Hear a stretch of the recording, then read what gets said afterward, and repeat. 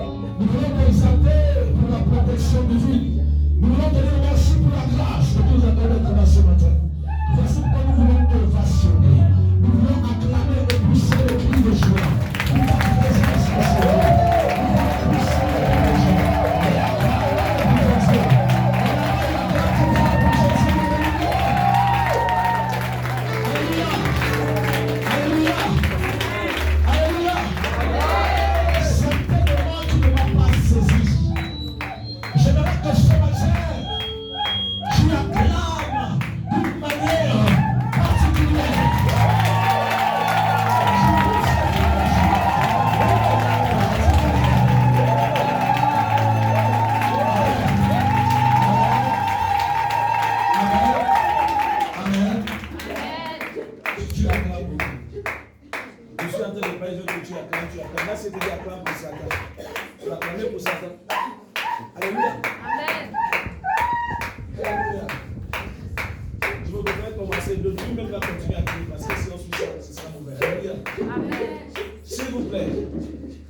Je disais dimanche passé que quand on acclame pour Jésus, on ne le fait pas assis ou assis.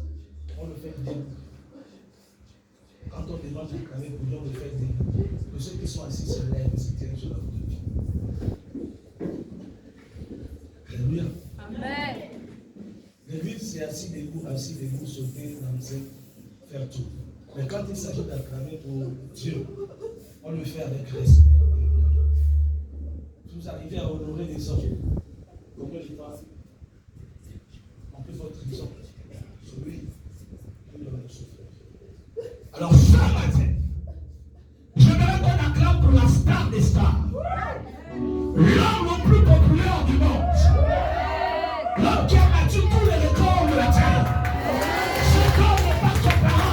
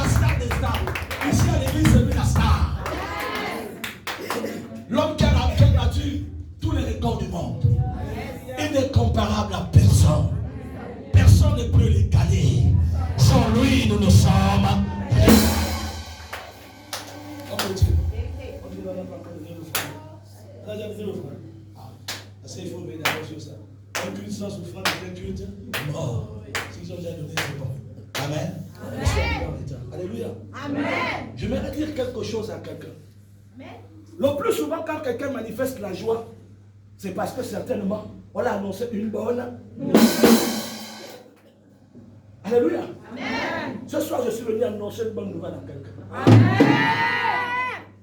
Que ta destinée morte a été changée en destinée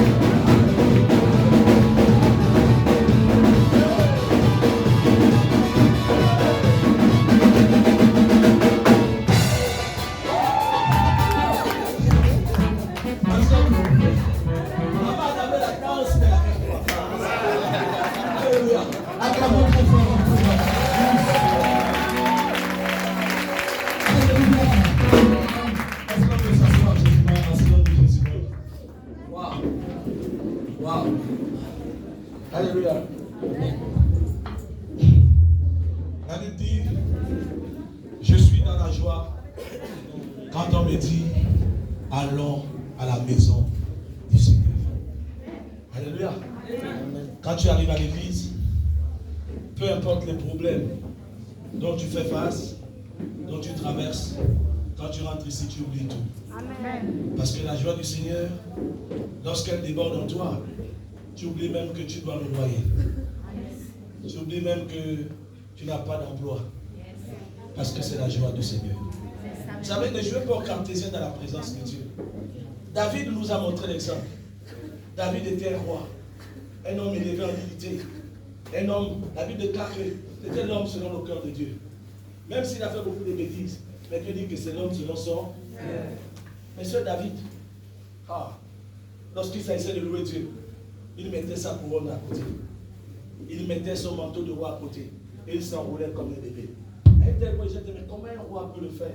Parce qu'il savait qu'il devait sa royauté à celui qui loue. Il devait sa royauté à celui qui célébrait. Alors voici pourquoi il ne pouvait que le célébrer comme un enfant. Alléluia. Il ne pouvait que le louer comme un enfant. Alléluia. Donc quand tu es dans la présence de Dieu, ne joue pas au cartésien. Ne regarde pas celui qui est à côté de toi. Mais loue ton Dieu. Parce que le salut est. Tu es content d'être là ce matin. Amen. Je sais que tu es content. Est-ce que tu peux acclamer pour toi? Acclame pour toi-même. Alléluia. Acclame pour toi-même. Est-ce que tu es là ce matin? Acclame aussi pour les personnes qui ont certainement invité les gens. Acclame aussi pour les personnes qui ont certainement invité les gens. Acclame pour ces personnes.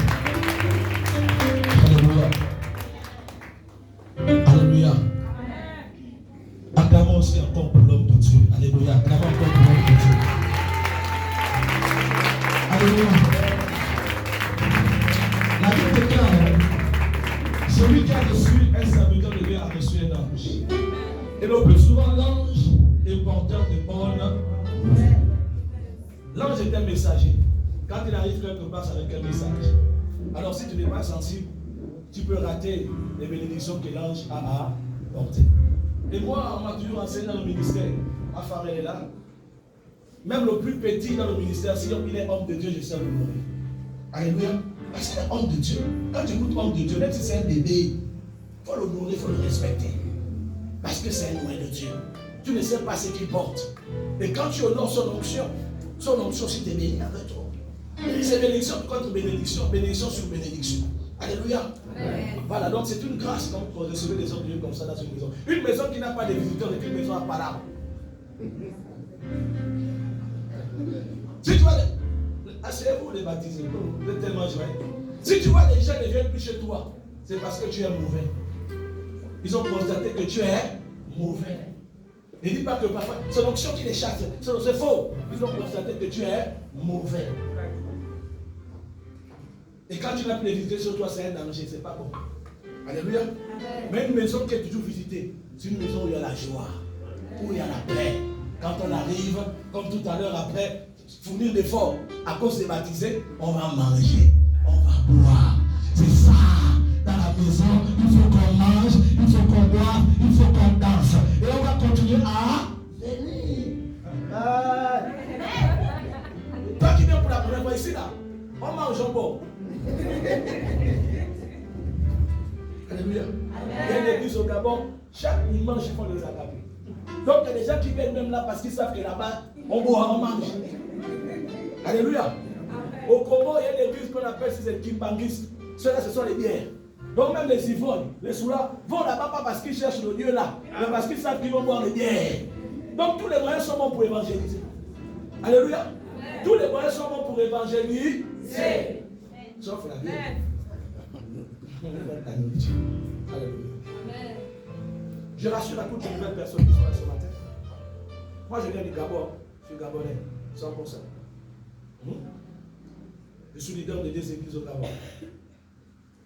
Comme je le disais dimanche passé, mon premier dimanche, comme disait l'homme de Dieu, j'ai reçu 2 ou 3 propositions. On ne va pas prêcher dans l'église parce qu'on a envie de prêcher. Il faut qu'on se rassure que là on va y aller l'Esprit de Dieu. Et si je suis ici, c'est parce qu'il y a l'Esprit de Dieu. Et toi qui arrives nouvellement, je te conseille de rester, de demeurer. Et tu ne seras pas déçu. Parce que le Dieu qui agit ici est un Dieu multiforme, un Dieu de miracles. On t'a invité, tu es pour la première fois. Je te rassure. Vous savez, il est difficile pour notre homme de dire. Il y a d'autres personnes, quand ils viennent dans les églises des autres, c'est pour le match vu. Il veut montrer qu'il sait prêcher, il veut montrer qu'il a l'onction, il veut montrer que. Non. On vient pour apporter une pierre à l'édifice, tout en honorant l'ange de la maison. Ce n'est pas le culte de la personnalité, mais c'est logique. Et la première personne qui m'a fait le culte de la personnalité, c'est lui-même, avec Job.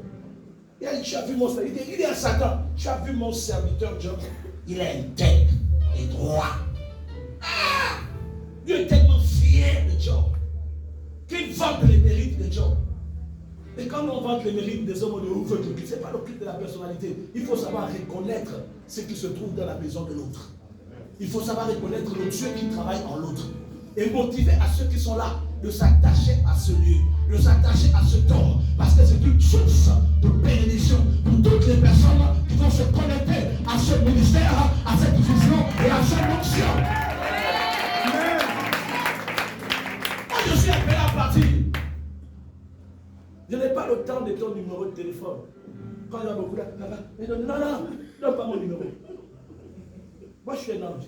Si tu veux recevoir quelque chose, rapproche-toi de ton Père spirituel. Moi, je fais ce que j'ai à faire et je pars. Et je peux venir dire, ma fille, viens.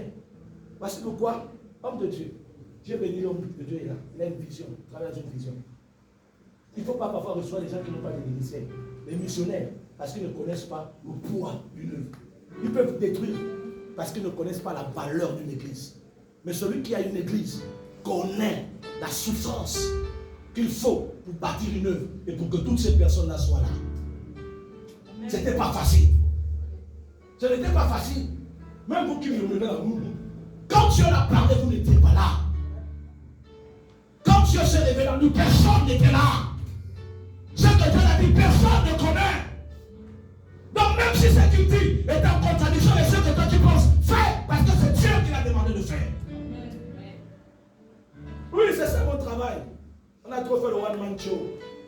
On sort un peu du one-man show. Dis à ton voisin, balader.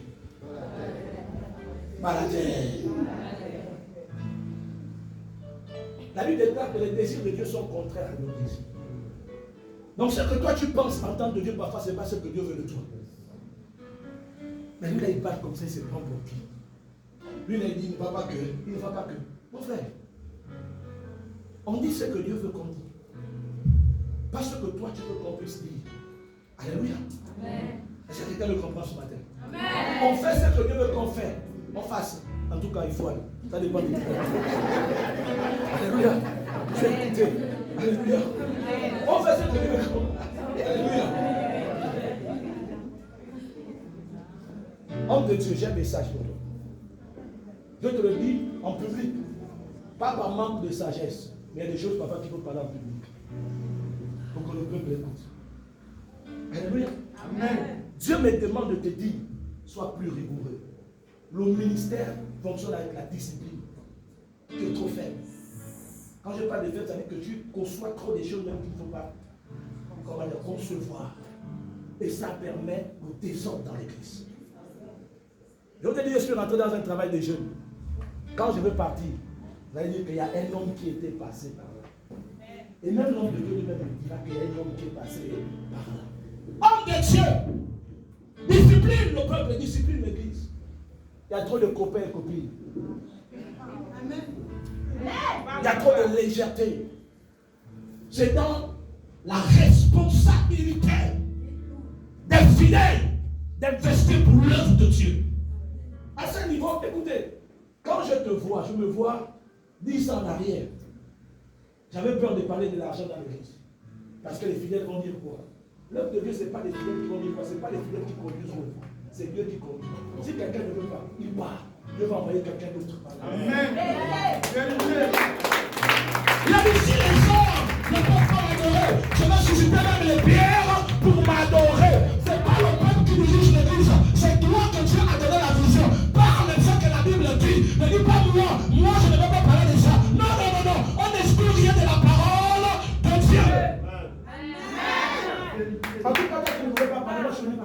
que je n'ai pas de l'argent.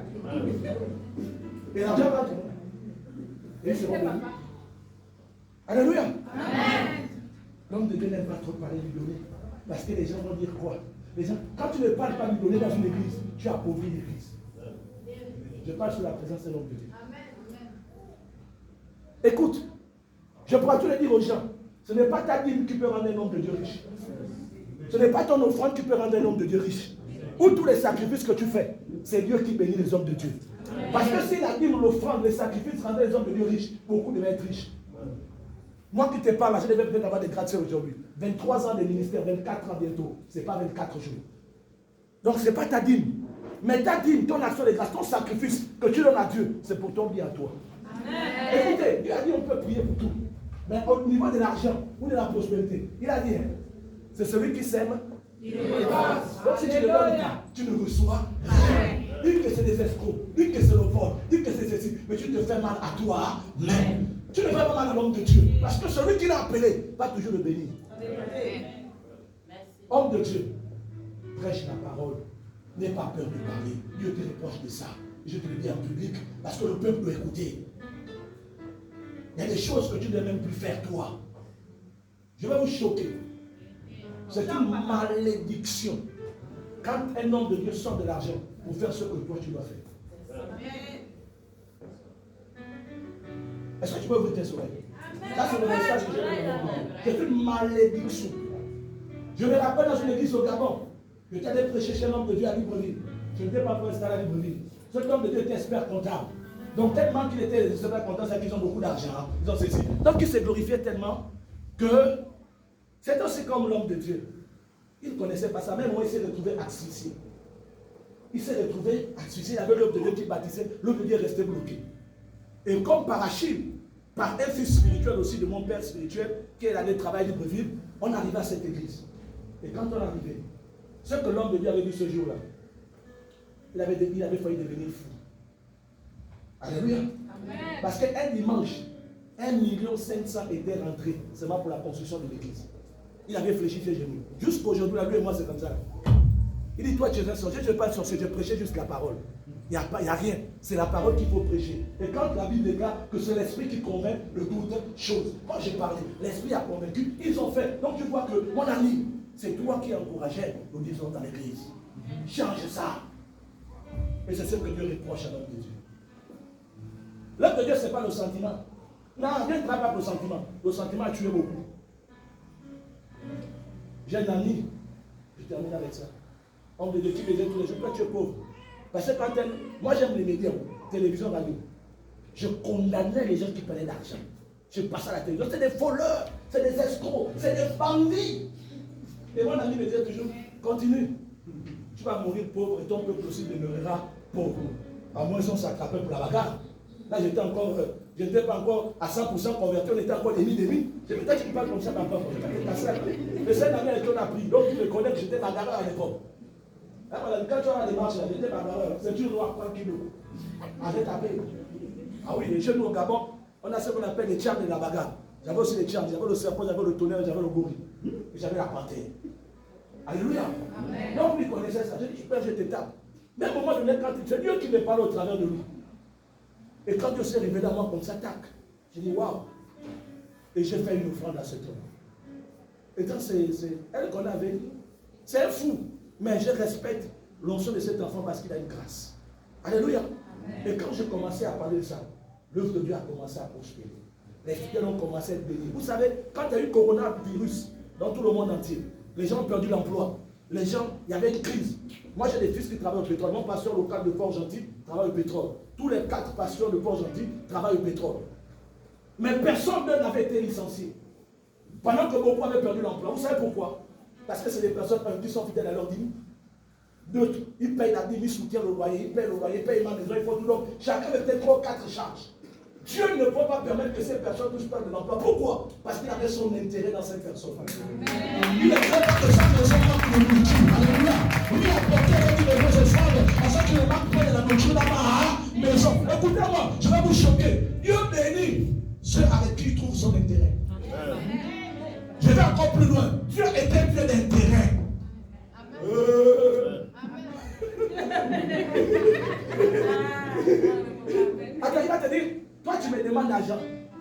je gagne quoi dans l'argent que tu veux que je te donne?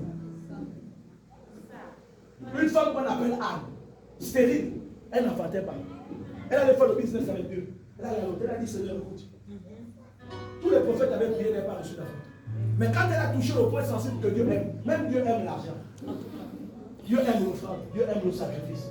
Et dit, oh Seigneur, si tu me bénis, moi je te sacrifie le fils que tu as me donné. Il dit, oh, je vois mon intérêt en elle. Si elle me donne un serviteur, alors il faut que je puisse donner, puisque la moisson est grande, il y a peu d'ouvriers. J'ai besoin d'ouvriers. Alors je dois donner à Anne un ouvrier, parce que dans cet ouvrier, j'ai mon intérêt.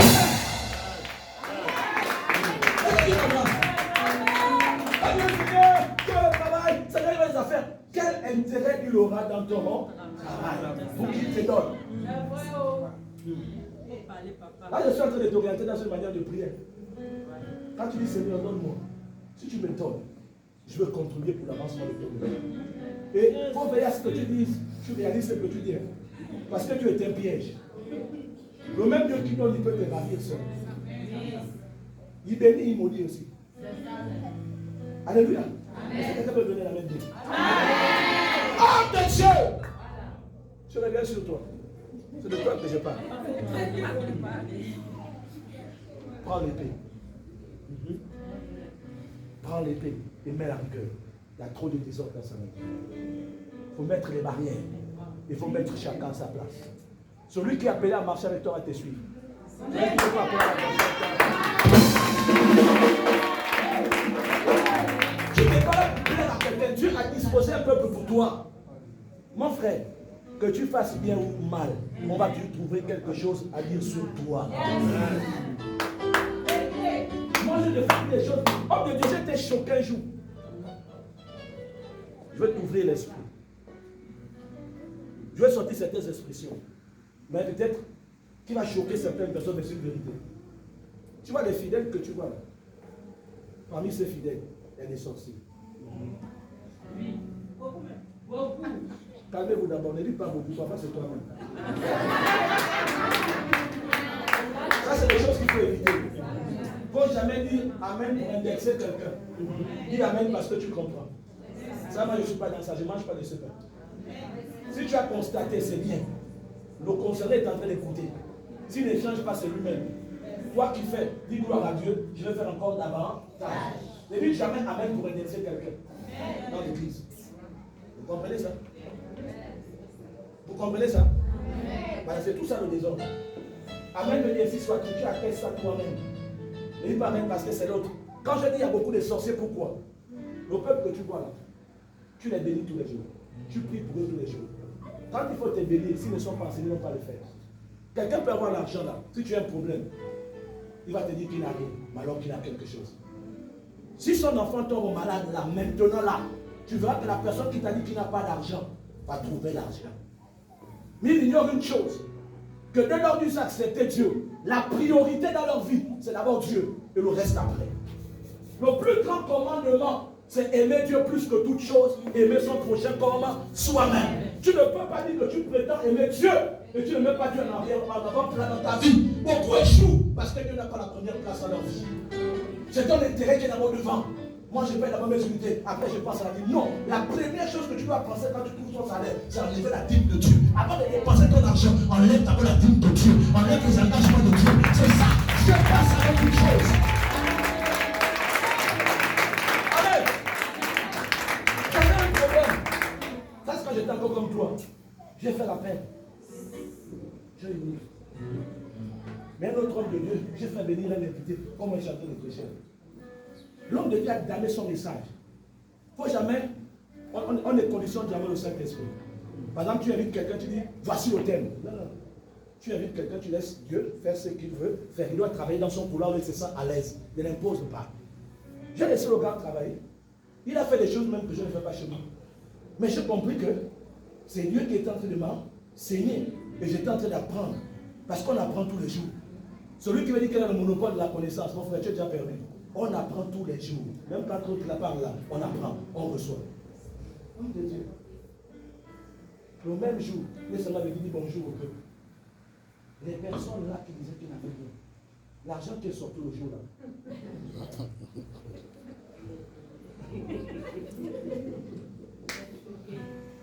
Je pétais un plomb. Je vous dis, avant, je n'ai pas de sagesse. Elle est là, de connaître. Moi, je suis bizarre. Même jusqu'aujourd'hui. Quand quelque chose me dépasse, quand je prends le micro là, je vais parler fort. Hein. J'ai pété. Je dis, vous êtes des sorcières. Moi, je suis là, je souffre avec vous. Je prie pour vous tous les jours. Vous êtes bénis par mon canal, c'est mon onction. Maintenant, vous avez tout cet argent. Vous ne me bénissez pas, mais vous bénissez quelqu'un d'autre. J'étais peut-être déplacé. Parce que c'est logique qu'on bénit un ange qui vient travailler. Mais je voulais exprimer la douleur que j'avais dans mon cœur. Et là, je suis en train de parler à la place du pasteur Blou. Aussi, lui aussi parle comme moi dans le cœur. Alléluia. Parce que depuis que je suis arrivé, il est en train de voir. Lui qui veut jouer au jardin, non, on ne dit pas ça. Peut-être parce que ce peuple-là que tu vas fonder, ils ne vont pas te laisser des sorciers. Voici pourquoi moi, dans mon expérience avec Dieu, homme de Dieu, je n'ai pas confiance aux fidèles. Parce que les mêmes personnes qui ont dit à Jésus, Hosanna, les mêmes personnes ont dit, crucifiez-le. Ça te choque peut-être, mais c'est une vérité. Quand tu veux mettre ton cœur dans un fidèle, tu vas souffrir. Parce que le même fidèle là, demain va t'abandonner. Il va aller ailleurs. Il ne va pas dire qu'il était béni ici. Il va aller donner la gloire là-bas, ailleurs. Tu as prié pour qu'il touche des millions. Il a touché les millions. Il a dit qu'il va donner la dîme. Il va lui donner la dîme ailleurs. Donc quand tu as l'opportunité d'être béni par eux, fais ce que Dieu veut et mange. Voici le message que je veux. Amen. Amen. Amen. Alléluia. J'ai parlé.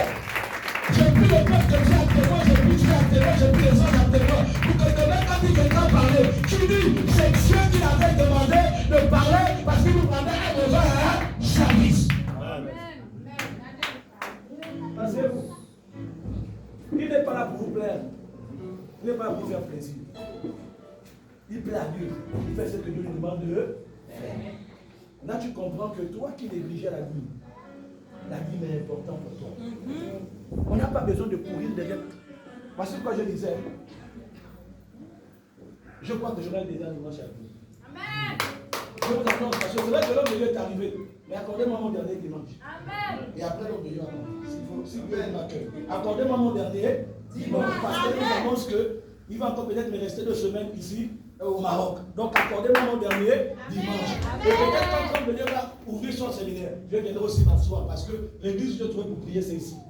Je dirais parce que je terminé mon programme et je vais rester assis à la maison. Alléluia. C'est ma idée, non? Parce qu'on m'a dit, jusqu'à cette période où il serait parti au Gabon, tous les dimanches, je prêche. Mais quand il y a un ange qui est arrivé, j'annule l'autre dimanche là-bas. Les dimanches là, accordez-moi. Parce que j'ai envie de les enseigner. Amen. J'ai envie de les enseigner. Amen. Là, je vais d'abord terminer un programme. Donc, je suis obligé de mélo, mais pour apporter un plus. Parce que demain, là, ce n'est pas vous qui m'avez invité, je suis de moi-même. Je suis en train de s'aimer. Je n'ai pas terminé mon programme sur la sorcellerie. Quand vous allez vouloir que je puisse revenir, tellement que vous serez bénis parce que vous donnez, vous allez payer le billet, allez, retour. Parce que vous me demandez de grâce. Alléluia. Parce que c'est une alliance qu'on est en train de tisser. Vous savez, dans le domaine de l'homme de Dieu, on fonctionne avec les alliances et les réseaux. Dieu n'a pas payé parce que nous sommes pour le Maroc. Il nous a venu au Gabon. C'est qu'un homme saint, il m'a fait. Nous aussi, on va organiser. Que bon, il m'a reçu, il m'a béni. J'ai été béni. Alors, bénissons aussi avec tout. Il a aussi venu découvrir le Gabon.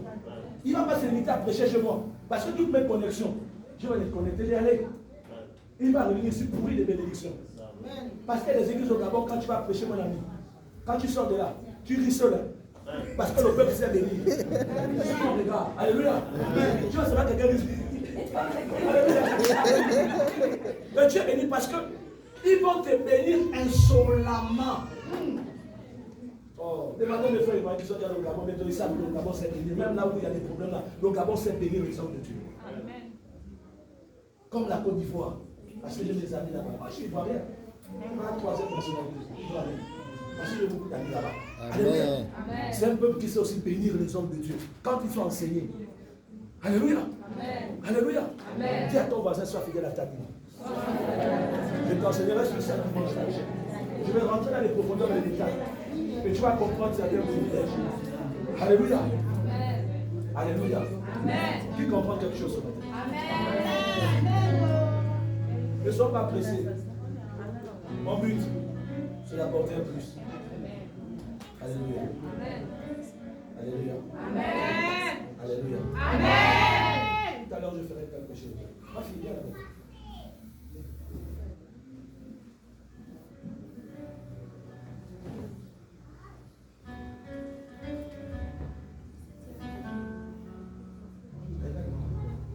Vous savez, j'aime bien l'esprit de cette fille-là. Depuis que je suis arrivé, c'est quelqu'un de bien. Mais l'ennemi a joué avec sa destinée. Vous allez constater, depuis que je suis arrivé, je prie beaucoup pour elle. Vous allez constater qu'il y a certaines choses qu'elle ne fait plus. Je ne sais pas si vous constatez. Moi, je sais de quoi je parle. Pasteur. C'est pasteur, non? Ancien ou pasteur? Je ne sais pas quel est qui vous dit. Mais je parle. Je vois l'esprit d'une femme qui a gaspillé la destinée de cette jeune fille. Dans le but qu'elle marche nue. C'est une femme qui a l'origine de cela. J'ai localisé depuis. Mais elle a fait l'erreur. C'est parce que j'ai donné un avertissement. Elle n'a pas compris. 2, elle n'a pas compris. Mais là, je ne suis pas venu négocier. Elle a 2 options. Soit elle se répand, soit elle meurt. Parce qu'elle a retardé la destinée de cette fille. C'est un potentiel vivant, mais non casse. Mais ce matin, j'ai dit ce matin, je ne parle pas de maman Marie. Tu crois que Dieu peut te délivrer? Tu crois que tu peux faire quelque chose pour toi ce matin? Et toi, je viens. Prends-moi. Une seule plus dans ma sacoche.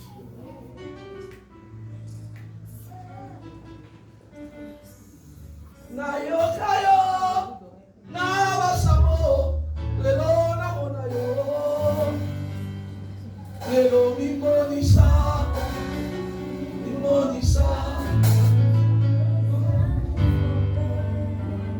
Tu vas pas mêler ton fils.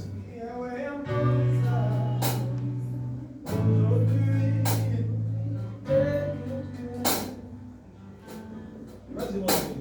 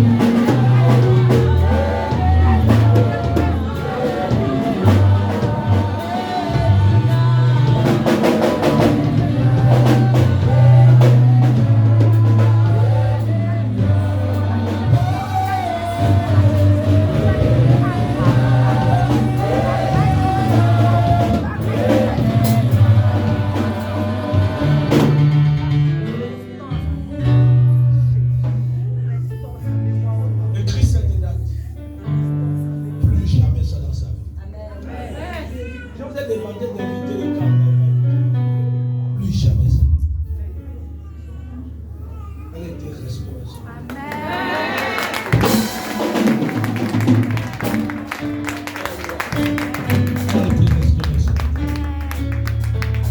Homme de Dieu, si tu as le ventre bien serré, c'est prophétique. Voilà. Amen. Caméraman, laisse d'abord la caméra. Laisse d'abord la caméra. Laisse d'abord la caméra. Madame, allez, viens. Viens, madame.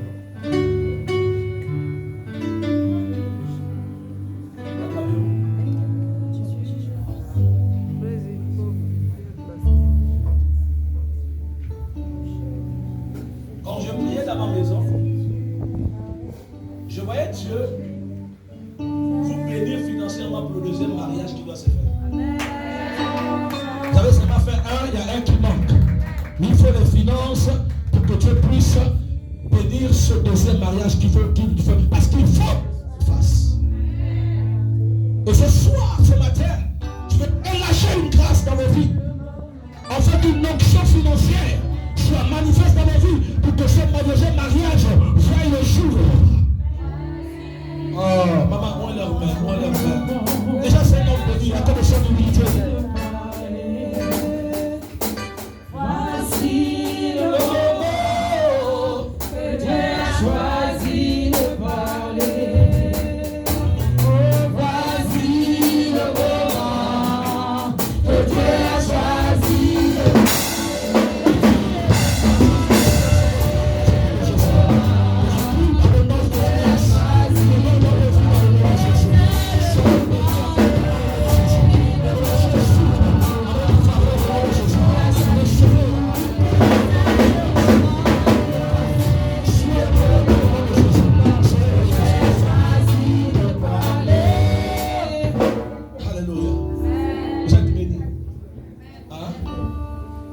L'année 2024 là, qui arrive ne terminera pas.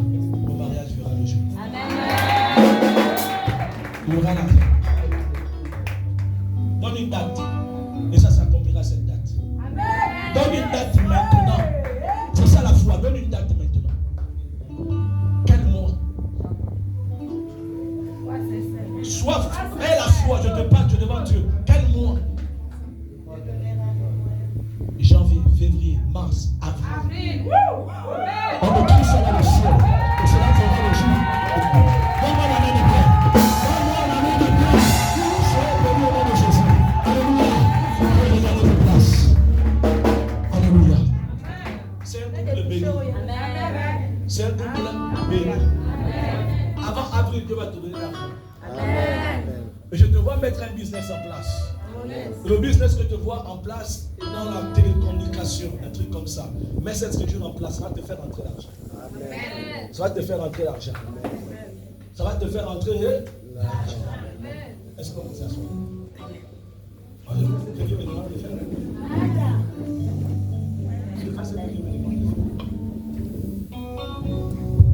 Maman là, mettez-vous debout. Oui. Excusez-moi de vous pointer du doigt. Je vois une grâce dans votre vie, mais cette grâce a été retardée. Je vois beaucoup de combats autour de vous. Et ces combats émanent de votre famille côté maternel. Je vois des personnes qui se sont réunies. Je vois votre photo entre vos mains. Entre leurs mains. Il y a des choses. Il y a des choses qu'ils ont fait contre toi.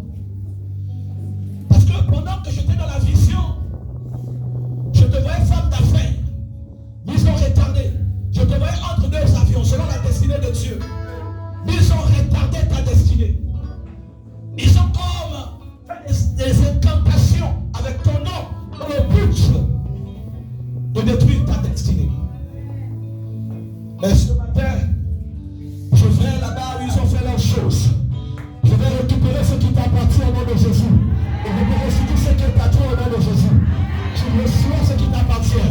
Ce qu'ils avaient bloqué depuis des années est déclenché. Ce matin, tu reçois une option particulière. Si tu dis Amen, tu reçois ce qui est depuis ta place au nom de Jésus. Tu reçois depuis ta place au nom de Jésus.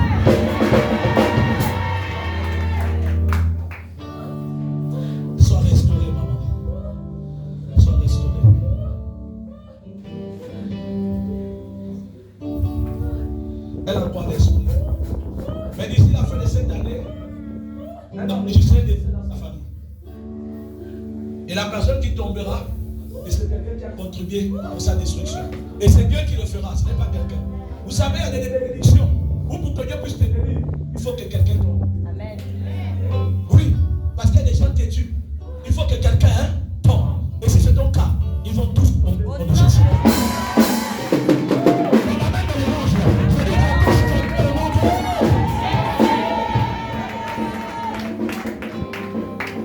Alléluia. Tu es restauré, maman. Tu es restauré. Amen. Tu es béni. Tu es béni. Tu es béni. Tu es béni. Il y a une jeune fille que je cherche. Dans mon esprit, c'est passé là ce matin. Ah oui. C'est toi. C'est toi. C'est toi. Oui, toi. Toi.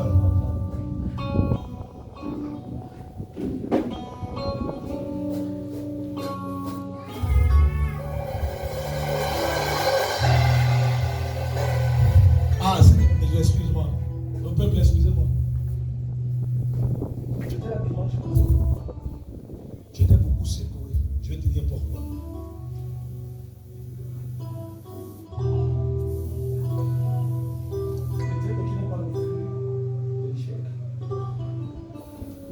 Maintenant, je suis quelque part.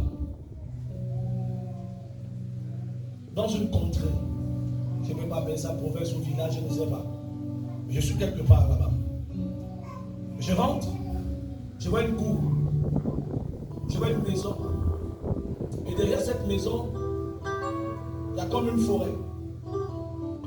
Et dans cette forêt, je suis là-bas. Je vois un hôtel familial qui a été bâti là-bas. Et pendant que je suis debout, je te vois embrigadé dans cet hôtel. Tu es comme lié, attaché dans cet hôtel. Et l'Éternel me révèle que cet hôtel est l'origine de beaucoup de blocages que tu as eu dans ta vie, même dans le plan sentimental. Tu es une personne, quand tu aimes, tu donnes le cœur. Mais à la fin, on finit par te décevoir. On te déçoit, on te dit, qu'est-ce qui ne va pas? Est-ce que c'est moi le problème? Non, ce n'est pas toi le problème, mais il y a une réclamation dans ta vie. Et je vois que tout ce que tu as de pouvoir faire ne marche pas. Ça tourne en rond. Ça tourne en rond. Tu vas d'échec en échec. C'est l'hôtel de la famille. Là, ils t'ont attaché. Mais ce matin, l'ange m'a dit. Parce que Dieu veut te faire grâce. Dieu veut te faire grâce. Pendant que je suis en train de parler, l'ange m'a déjà dévancé. Il est en train de détacher cette sœur. Il est en train de détacher cette sœur. Il est en train de détacher cette sœur. Il est en train de détacher cette sœur. Il est en train de détacher cette sœur. Et son esprit revient dans son corps. Maintenant, tout ce qui était impossible sera possible pour toi maintenant. Que l'Esprit de Dieu te saisisse maintenant de toi. Dis-le, le Seigneur est sur moi, il m'a oint. Ce soir, ce matin, tu recevras une grâce.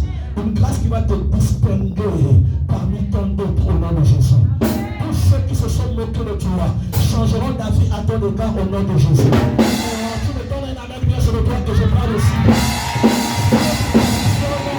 Maintenant, alléluia. Maintenant, alléluia. Est-ce que quelqu'un peut donner un amen bien? Ne me cherchez plus là-bas.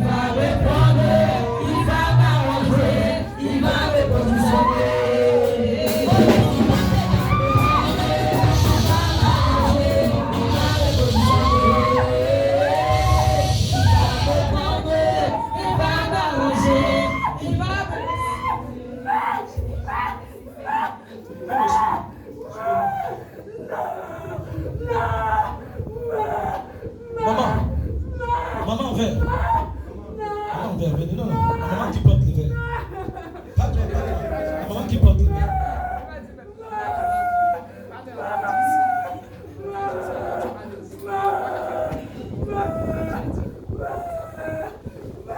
Arrêtez. Homme de Dieu. Dorénavant, même quand on peut saluer, les personnes de l'église, c'est un lieu très simple. Il faut mettre les batailles. Il faut mettre les règles batailles. Ceux qui ne font pas de sacerdoce doivent plus arriver. Maman, vous êtes de quelle tribu? Béto. Vous êtes Béto de la Côte d'Ivoire.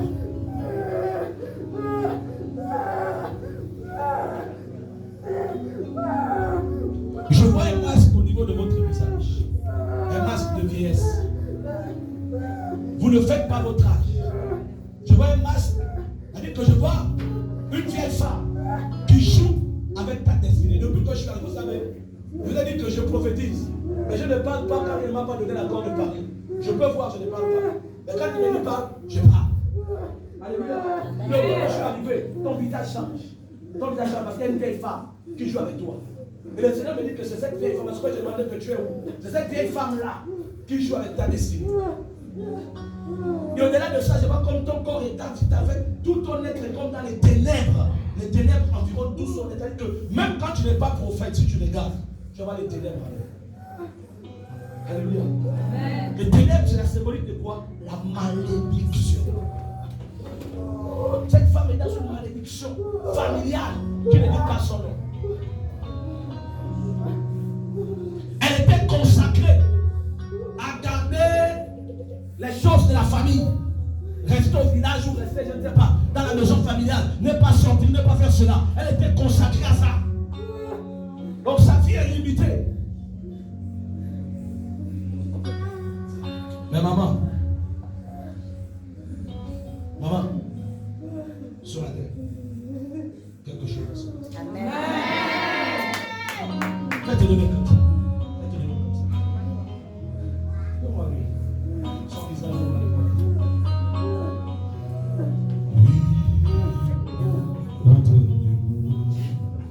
Même si ça comme ça. Je vais voir le temps de ça.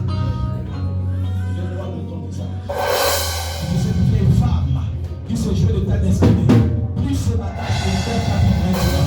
Plus ce matin, je vais faire ta vie maintenant. Et je restaure ta vie dans le nom de Jésus.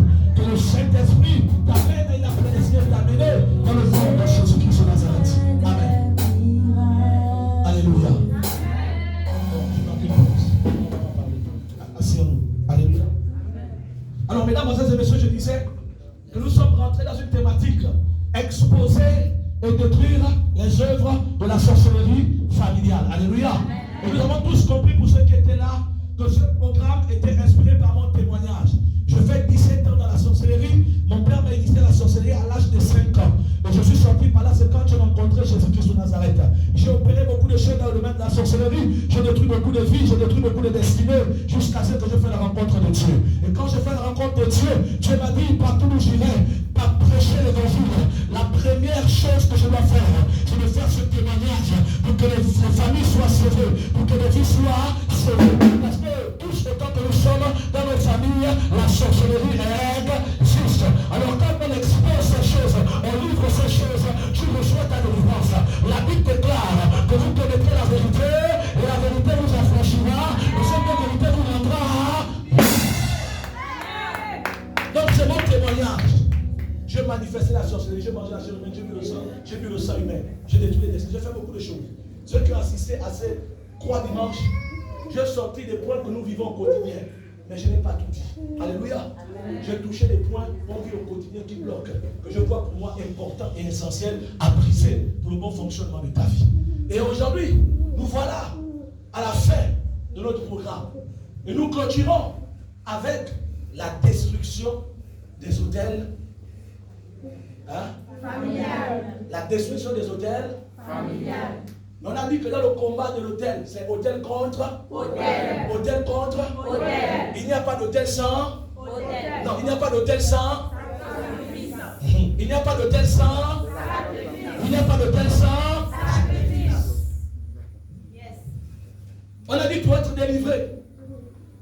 l'autel de la sorcellerie familiale. Il faut, premièrement, détruire l'autel et ensuite bâtir un autel à l'Éternel. Et sur cet autel que tu vas bâtir à l'Éternel, tu dois faire un sacrifice. Et c'est de ce qu'il s'agit ce matin. Et nous allons comprendre beaucoup de choses ce matin sur les bienfaits de l'autel. Écoutez-moi très bien. En introduction, vous devez comprendre qu'il y a plusieurs autels avec chaque situation dans ta vie est liée à un autel. Est-ce que quelqu'un peut donner la même vie? Ne dis pas que parce que j'ai bâti l'autel à Cloquine, ça c'était l'autel de la sorcellerie. Chaque problème, il y a un autel qui est lié à ton problème. À chaque fois que les serviteurs de Dieu dans l'Ancien Testament, partout où ils allaient, quand Dieu s'est révélé à eux, ils bâtissaient des hôtels. Quand ils les sortaient d'une situation, ils bâtissaient des hôtels. Ils donnaient des noms. Bethel, oh ceci, oh cela, oh cela. Ils bâtissaient des hôtels.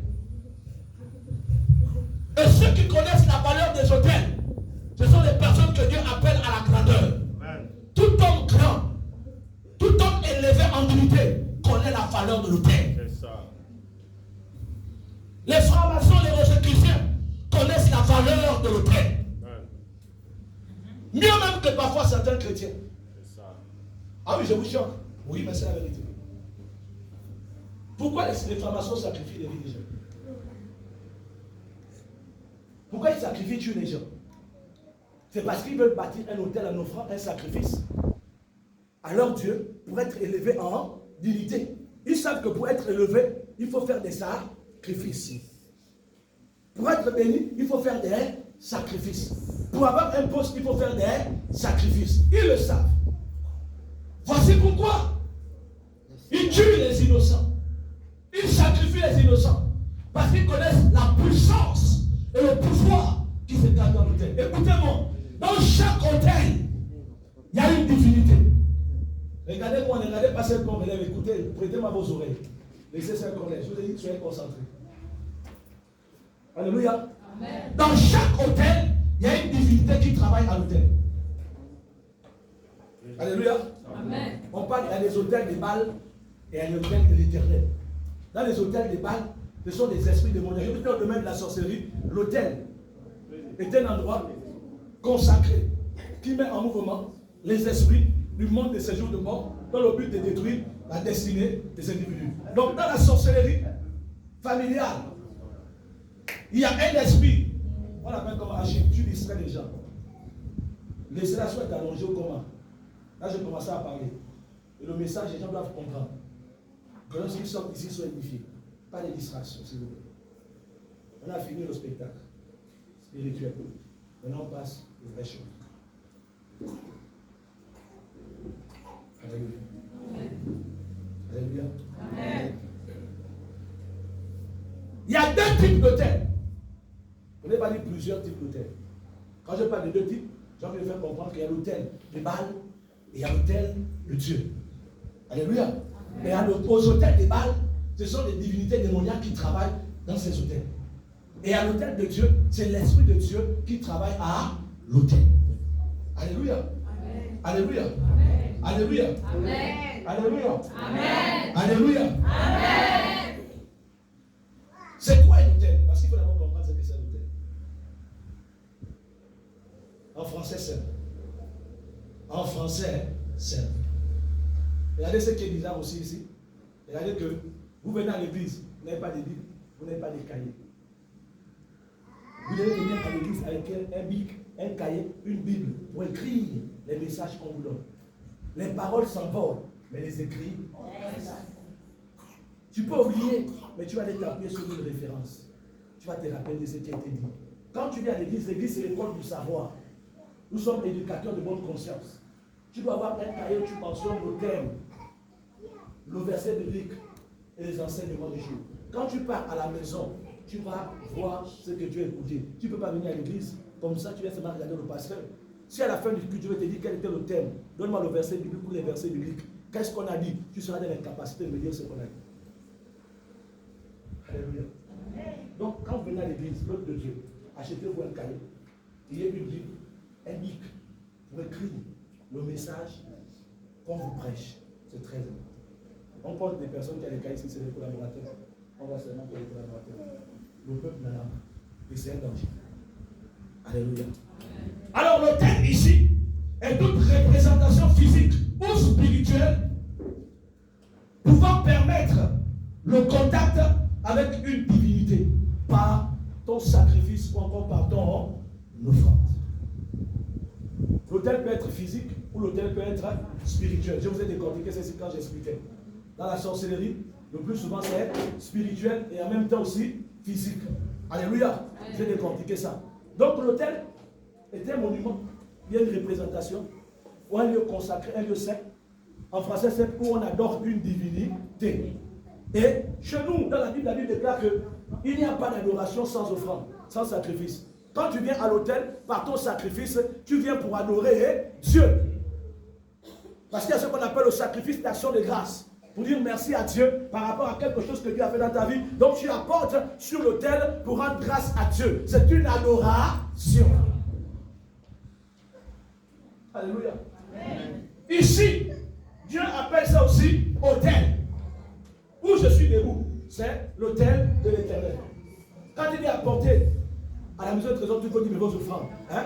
Il dit si tu vas déposer ton offrande à l'autel, que tu te souviens que tu as un problème avec ton frère, va d'abord, dépose avec ton offrande, d'abord faire la paix. Et tu reviens. L'autel, c'est quel autel Dieu parle?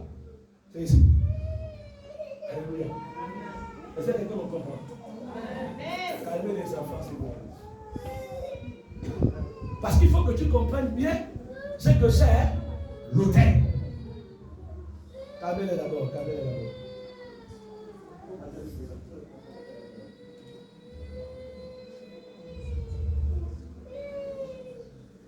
Lorsque tu viens devant l'autel et que tu offres à Dieu ton sacrifice et que tu offres à Dieu ton offrande ou ton sacrifice fera parler la divinité qui se trouve à l'autel. Si vous suivez le message, vous allez dire Amen. Dans Juge chapitre 6, qu'est-ce qui s'est passé?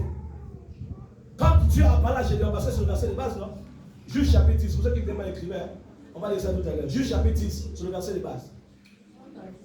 Lisons d'abord, c'est mieux. Juge chapitre 6. On va comprendre quelque chose. Juge chapitre 6. On va lire le verset 24 à 26.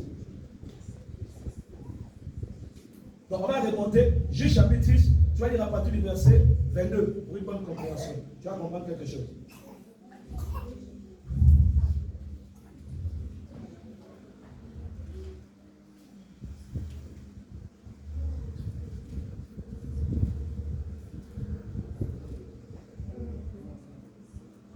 C'est quelqu'un la page. Amen. Juge chapitre 6. Amen. Je lis la parole de Dieu. Verset 22. Prends le verset 22 à 26. Gédéon voyant. Attends d'abord. Je vous ai dit ça. La parole est sur notre étendard. Quand on lit les premiers versets, il faut que je te dise.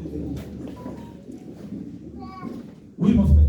Gédéon, voyant que c'était l'ange de l'Éternel, dit malheur. Non, remonte, ça tient pour 22. Remonte même à 19. On va bien lire pour ceux qui ne sont pas quittés par la grande comprendre. Gédéon entra, prépara un chevreau. Remonte donc à 18. Remonte à 18. Ne t'éloigne point d'ici, jusqu'à ce que je. Remonte à 17. Gédéon lui dit. Voilà. Gédéon lui dit. Si je trouve grâce à tes yeux. Donne-moi un signe pour montrer. Donne-moi un signe pour montrer que c'est toi l'ange de l'Éternel. Ne t'éloigne point d'ici. Ne t'éloigne point d'ici. Jusqu'à ce que je revienne. Jusqu'à ce que je revienne. Auprès de toi. Auprès de toi. Que j'apporte mon offrande. Que j'apporte mon offrande. Et que je dépose devant toi. Et que je dépose devant toi. Et l'Éternel dit. Et l'Éternel dit. Je resterai ici jusqu'à ce que. Je resterai ici. Jusqu'à ce que tu reviennes. Jusqu'à ce que tu reviennes. Je disais tout à l'heure que Dieu aime l'offrande. Dieu aime le sacrifice. C'est l'un des versets bibliques où Dieu a entendu le sacrifice. Il a entendu l'offrande. Donc il n'y a pas que les hommes de Dieu. Dieu lui-même aime l'offrande.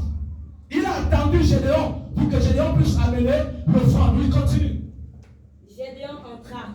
Gédéon entra. Prépara un chevreau. Prépara un chevreau. Et fit avec un épar. Et fit avec un épar de farine. Des pains sans levain. Il mit la chair dans un panier. Et le jus dans un pot. Les lui apporta. Et le lui apporta. Sur le térébinthe. et les présenta. Et le présenta. L'ange de Dieu lui dit, L'ange de Dieu lui dit, prends la chair. regardez, l'ange ne l'attendait pas n'importe où. L'ange l'attendait à l'endroit où il y avait l'autel bâti. Et là, je disais que dans chaque autel, il y a une divinité. Ton sacrifice ou ton offrande fera parler la divinité qui se trouve à l'autel. Quand il a amené l'offrande, la divinité commence à donner les instructions. Oui, fais quoi? Prends le pain, Prends le pain, la chair, la chair, sans levain. sans levain. Pose-les sur ce rocher. Pose-les sur ton rocher. Et répands le jus. Et répands le jus. Et il fit ainsi. Et il fit ainsi. L'ange de l'Éternel avança. L'ange de l'Éternel avança L'extrémité à l'extrémité du bâton. Oui. avait à la main. Et toucha la chair et les pains sans levain. Et toucha la chair et le pain sans levain. Alors il s'éleva. Alors il se leva sur le un rocher. feu qui consuma la chair Un feu qui consuma et les pains sans levain. la chair et le pain sans levain. Et l'ange de l'Éternel Et l'ange de l'Éternel disparut à ses yeux. Maintenant, Gédéon, voyant que c'était l'ange, Gédéon voyant que c'était l'ange de l'Éternel, dit, dit, malheur à moi, malheur à moi, Seigneur éternel, Seigneur éternel, car j'ai vu l'ange de l'Éternel. car j'ai vu l'ange de l'Éternel Face à face. Oui.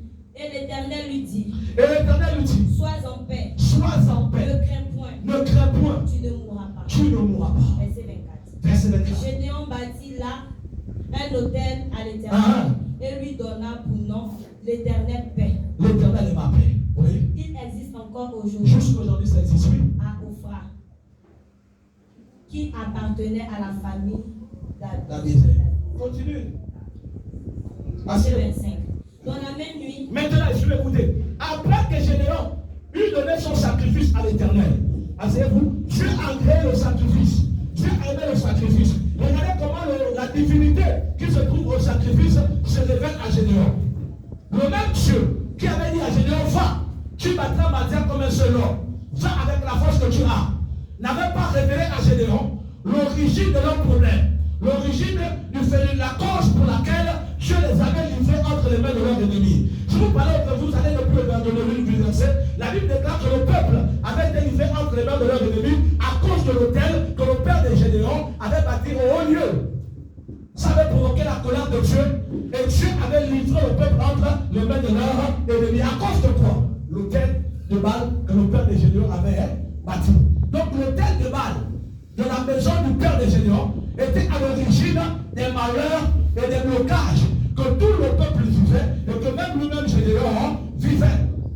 Le peuple avait été envoyé en captivité parce que le père de Gédéon avait bâti un autel. Alors quand le temps de Dieu est arrivé, où Dieu avait dit bon, l'heure est arrivée, là il doit être libéré, là il doit être sorti de leur souffrance. Dieu s'est permis, parce que le peuple s'est posé la question. Vous allez voir que quand Dieu se révèle à Gédéon, il dit Gédéon, vaillant héros. Il dit maintenant Seigneur, tu étais vaillant héros. Pourquoi tous ces malheurs nous arrivent? Où sont passées toutes les promesses qu'on a eu à faire par nos pères, qui a été révélées par nos pères? Pourquoi nous vivons ce que nous sommes en train de vivre? Le peuple s'interrogeait, se posait des questions, que Dieu a tissé alliance avec nos pères. Dieu a fait des promesses à nos pères, que nous devons vivre. Mais pourquoi nous ne vivons pas ces promesses? Pourquoi tout est compliqué? Pourquoi tout est difficile pour nous? Pourquoi on nous bat? Pourquoi on nous bat? Pourquoi on vit dans la souffrance? Qu'est-ce qui ne va pas? C'est l'interrogation que plusieurs personnes parmi nous se posent. Pourquoi je vis telle chose? Pourquoi je vis telle chose? Pourquoi telle chose m'arrive? Et là, Dieu vient se révéler à Gédéon pour dire Gédéon, écoute-moi très bien. Tu es un vaillant héros. Dis à ta voisine, tu es une héroïne. Tu es un héros. On ne peut pas appeler quelqu'un héros si cette personne n'a pas remporté des batailles auparavant. Si on appelle héros, c'est parce que cet homme a remporté des batailles. Si tu es une héroïne, parce que pour arriver jusque là où tu es, tu as dû lutter, tu as combattu pour être jusque là où tu es. Et Dieu t'appelle héroïne. Dieu t'appelle héros. Il est vaillant héros. Je t'ai établi.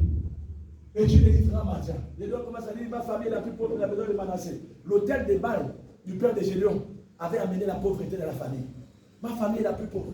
Je suis le plus petit. Dieu dit, je t'ai établi. Je t'ai choisi. Écoutez, Dieu fait grâce à qui veut. Quand Dieu t'établit, Dieu ne regarde pas ton rang social. Il ne regarde pas la famille à laquelle tu appartiens. Dieu t'établit et il t'utilise comme il a prédestiné. Il dit, reste tranquille, Gédéon. C'est moi, le Dieu de tes pères. tu battras Mathia comme ce l'homme. Va avec la force que tu as. Jusque-là, Dieu savait que Gédéon ne pouvait pas aller combattre les Madianites sans d'abord accomplir une mission. Il y a des combats que tu fais, tu ne remportes pas la victoire, c'est parce que tu n'as pas encore touché l'origine ou la base de ton problème. Aussi longtemps que tu ne toucheras pas la base de ton problème, tu feras des batailles, mais tu ne gagneras jamais la victoire. Amen. Donc, amen bien. Amen. Tu as l'appel de Dieu, c'est bon. Est-ce que c'est bien le temps pour toi de prêcher? Pas d'interrogation. Est-ce que c'est le temps? Pas d'interrogation. Il y a des promesses de Dieu dans ta vie. Oui. Mais pour moi, ces promesses ne viennent pas s'accomplir. Point d'interrogation. Est-ce que c'est Dieu le problème? Non. Il y a quelque chose que tu n'as pas touché. Il dit, venez à moi, vous tous êtes chargés, fatigués. Déchargez en moi vos fardeaux et je vous donnerai du repos. Tu ne peux pas servir Dieu ou Dieu ne peut pas t'utiliser en ayant des fardeaux en toi. Il faut te décharger de ce fardeau. Il y a des obstacles à ta bénédiction. Aussi longtemps tu ne toucheras pas les obstacles à ta bénédiction, tu ne remporteras pas certaines batailles. Tu vivras la même chose. Parce que moi j'ai choqué et je vous disais, la prière n'a pas la solution à tous les problèmes. Je vous ai dit ça dimanche, le premier dimanche, non. La prière ne résout pas tout. Oui, ça c'est pas l'évangile des bébés. C'est pour les grands. Maintenant je vais te dire. La prière ne résout pas tous les problèmes. Sinon, depuis que tu pries, depuis que tu pleures, là, tu vas être béni. Il y a des gens qui s'hasardent d'aller vouloir chasser les démons. Parce qu'ils marchent avec Jésus, les disciples. Mais c'est ce que les démons ont fait. Ils ont reçu. Et quand Jésus arrive, il dit, attends, nous on chasse les démons comme toi. Mais pourquoi les démons ne sortent pas du corps? Pourquoi ils ne libèrent pas? Il les regarde, il dit, c'est pas parce que vous m'avez fait que vous allez faire. Moi, avant de faire, je discerne d'abord.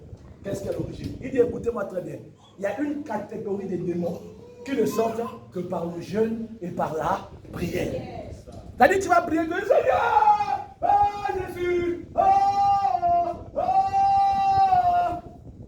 tes yeux vont se gonfler. Tu vas aller là-bas, tu vas pleurer, Seigneur, je suis fatigué. Tu me sortiras là, tu n'as rien. Parce qu'il faut avoir le Saint-Esprit, parce que le Saint-Esprit donne le discernement. Quand tu vois que tu as beaucoup prié, il n'y a rien. Ça veut dire que certainement, la prière simple ne suffit pas. Ajoute à la prière le jeûne. Tu dis, bon, là, je vais maintenant prier et jeûner. Je vais rentrer dans la présence de Dieu. Tu vas dans le jeûne, tu pries, tu te prives sans manger, tu tues la chair, tu pries. Si tu vois que là-bas aussi tu ressens encore, il n'y a pas de solution. Tu dis, hey! Là, il y a un problème. Seigneur, qu'est-ce qui ne va pas? D'où se trouve mon problème? Qu'est-ce qui cause mon problème? Qu'est-ce qui ne va pas? Alléluia. Là, tu mets en application ce que je te dis. C'est qu'il y a un problème. Alléluia. Et nous sommes sur la solution. Parce que cette chose ouvre toutes les portes. Ce que la prière ne peut pas, ce que le jeûne ne peut pas, le sacrifice a la capacité de déclencher cela.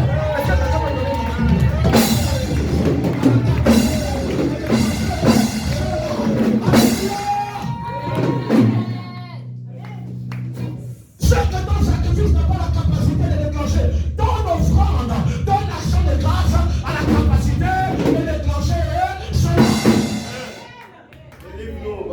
Dis à ton voisin, ne sois pas un religieux. Sont de la religion. La chose de Dieu, c'est la spiritualité.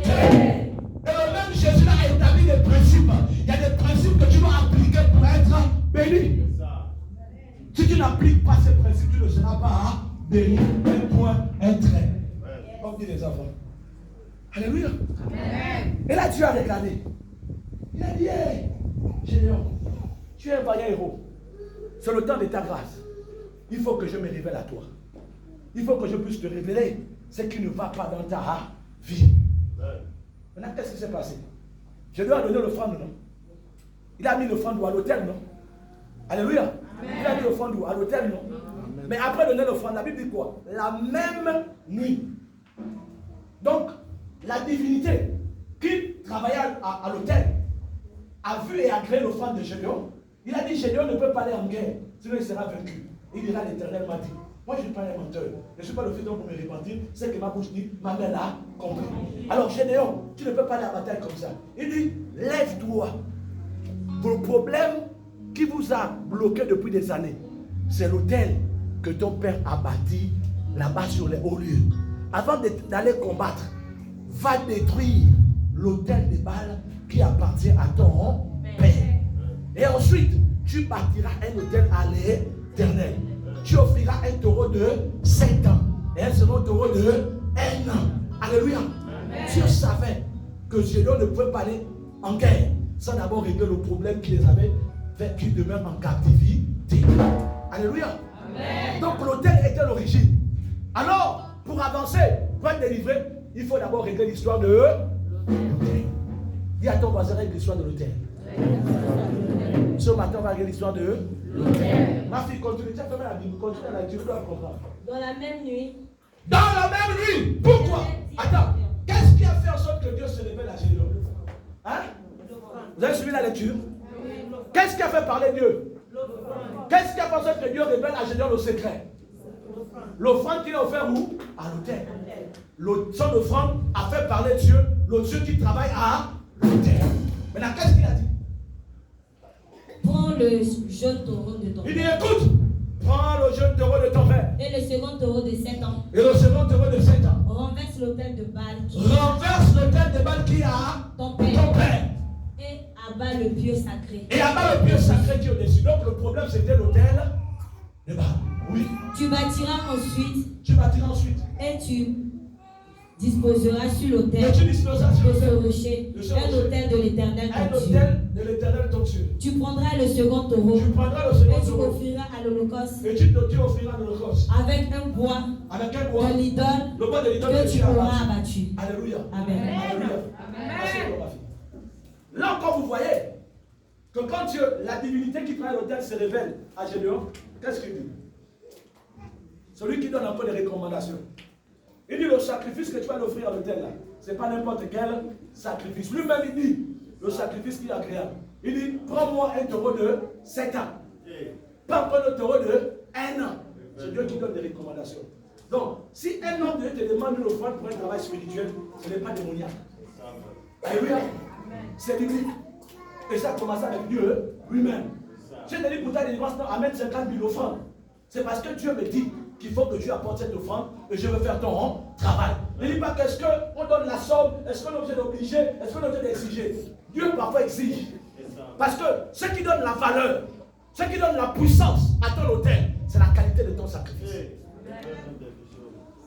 Excusez-moi, ce qui donne la puissance à ton autel, ce qui donne la valeur à ton autel, c'est la valeur de ton sacrifice. Amen.